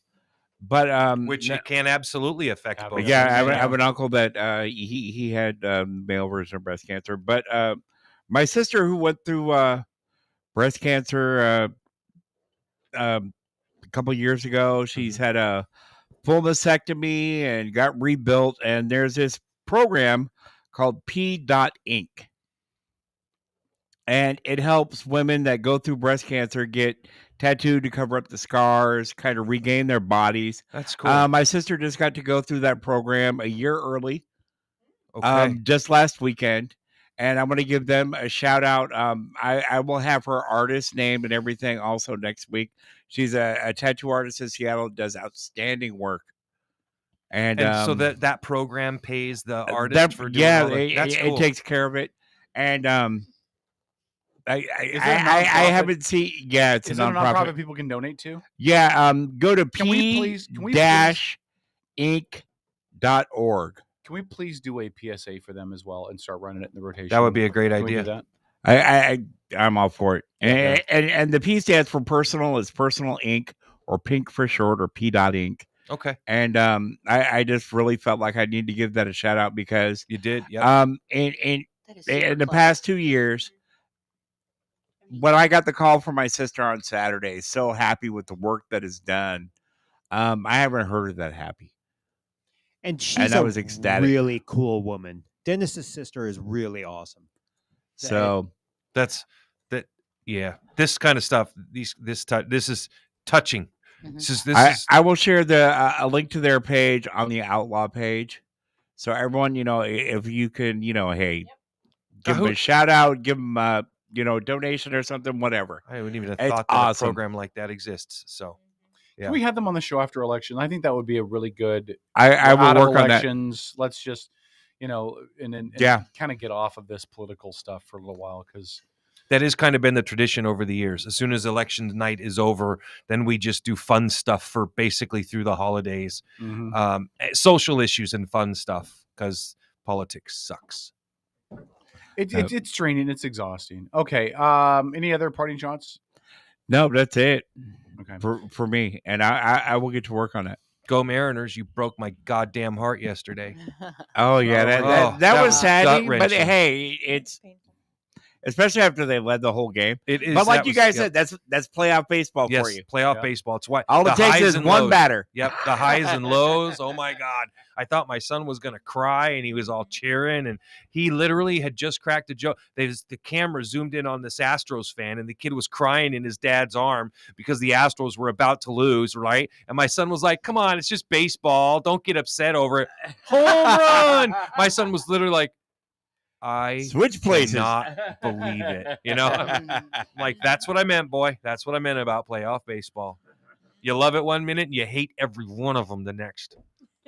Yeah, well, Anyway. that's true. That CEO Lori. Go Mariners tomorrow. I'm not sure at game time. I think they have a 1 o'clock. It's like Is it a 1? It's yeah. Okay. Yep. Andy's got it. 1 o'clock, and then also. Your voter pamphlets have come out. So I got mine in the mail. Please read those. Do your research and pay attention. And please do more than read the voters pamphlet. Go to their websites. Look for past editions of our shows that are available on YouTube. You can get to those because the voters pamphlets. I hate to break it to you, but they're written by somebody. And a lot of those somebodies have their own agenda. So I would just recommend read the voters pamphlets for sure. But read more than that. Read their websites, their Facebook pages, all of that. Tom? I will echo the whole get out and vote. If you don't vote, don't complain. Right? You're only allowed to complain if you voted. And it, like I said last time, it is getting to be that time of year. We're all going out to have drinks.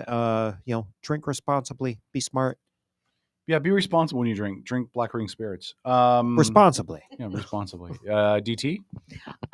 So I don't know if this is a nationwide thing or just a Texas thing, but apparently the Army is now allowing certain felons in. Well, they missed their recruiting goals by 25%, and that's catastrophic. So my kiddo just called, the one that just got out of prison and is getting his life straight. And his goal since he was about 5 years old was to join the Army. And the recruiters were talking to him today, and it is actually a possibility for him now. Good. And he is super excited. That's really good. That's awesome. Yeah. Yep. I went to sign up for the Army, but they said we don't have a uniform that'll fit you. In case you guys haven't heard, if you don't follow, like on Twitter, I follow our folks because I think I'm the only person on here that uses Twitter routinely. I'm on I'm on there. Ryan Reynolds and Hugh Jackman have announced that they will be coming out with Deadpool 3, and Hugh Jackman will be reprising his role as Wolverine.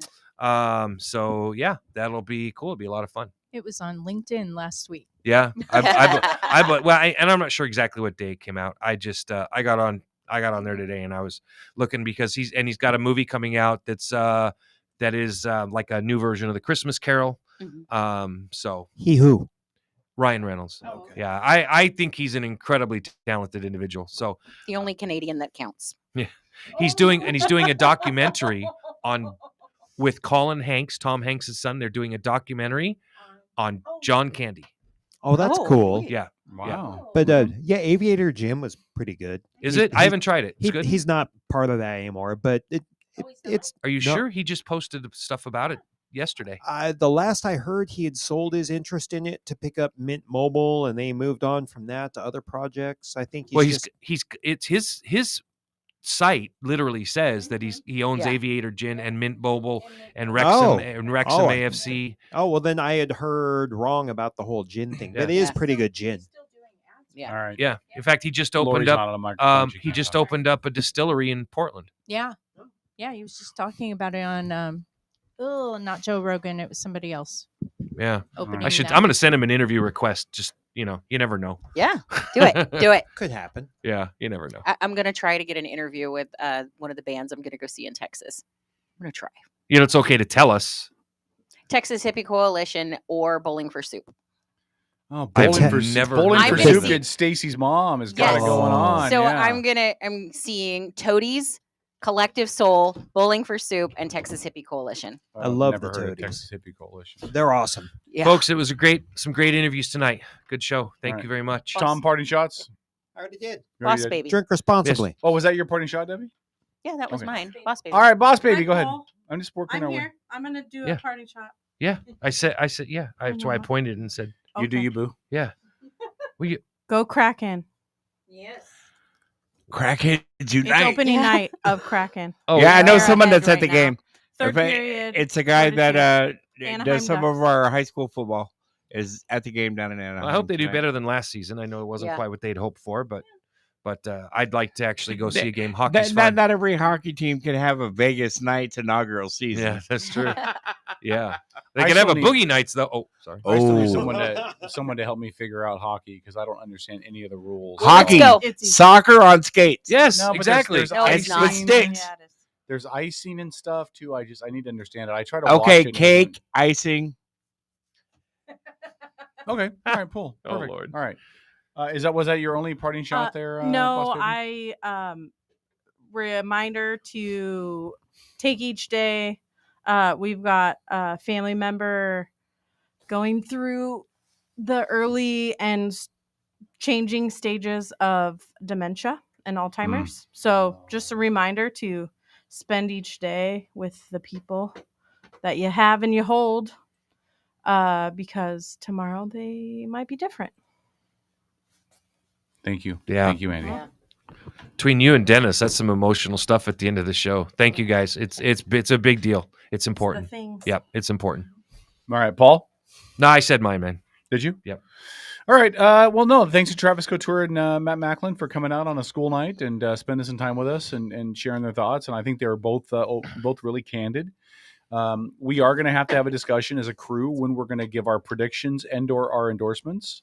But I've already given mine. Matt has mine wholeheartedly and 100%, especially after the interview. Well, it sucks. I'm the only person in the Mason County now.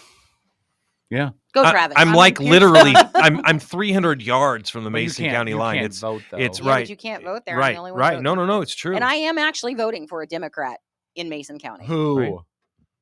What do you say that like you're not allowed to? You vote for whoever you want. Don't know. listen to Kevin. Don't tell him who. Oh, no. Yeah, it's your private information. I'll tell closer, but I'm not going to say now because I'm actually friends with the person I'm voting against. So Sorry, Travis. no, it's not Travis. Hey, whatever. It's your I am story. voting for Tell it Travis. how you want. I am voting for Travis. All right. That's all I've got to say. I just want to thank all you guys. This, as we wind down the election season, this has required a lot of extra effort and time on everybody's part. A lot of deep political conversation, which can be really draining and really just kind of beat your head against a wall. So thanks to all you guys for your commitment to the endeavor. And now please all go the fuck home. Can I end the show with a joke? Great way to end a show. Cool. Can I end the show with a joke? I heard a new joke I want to share. Here's the joke. What does buying a sandwich from Subway and getting a prostitute have in common? Neither transaction would be necessary if your wife would just do her job. Good night, everybody! Oh!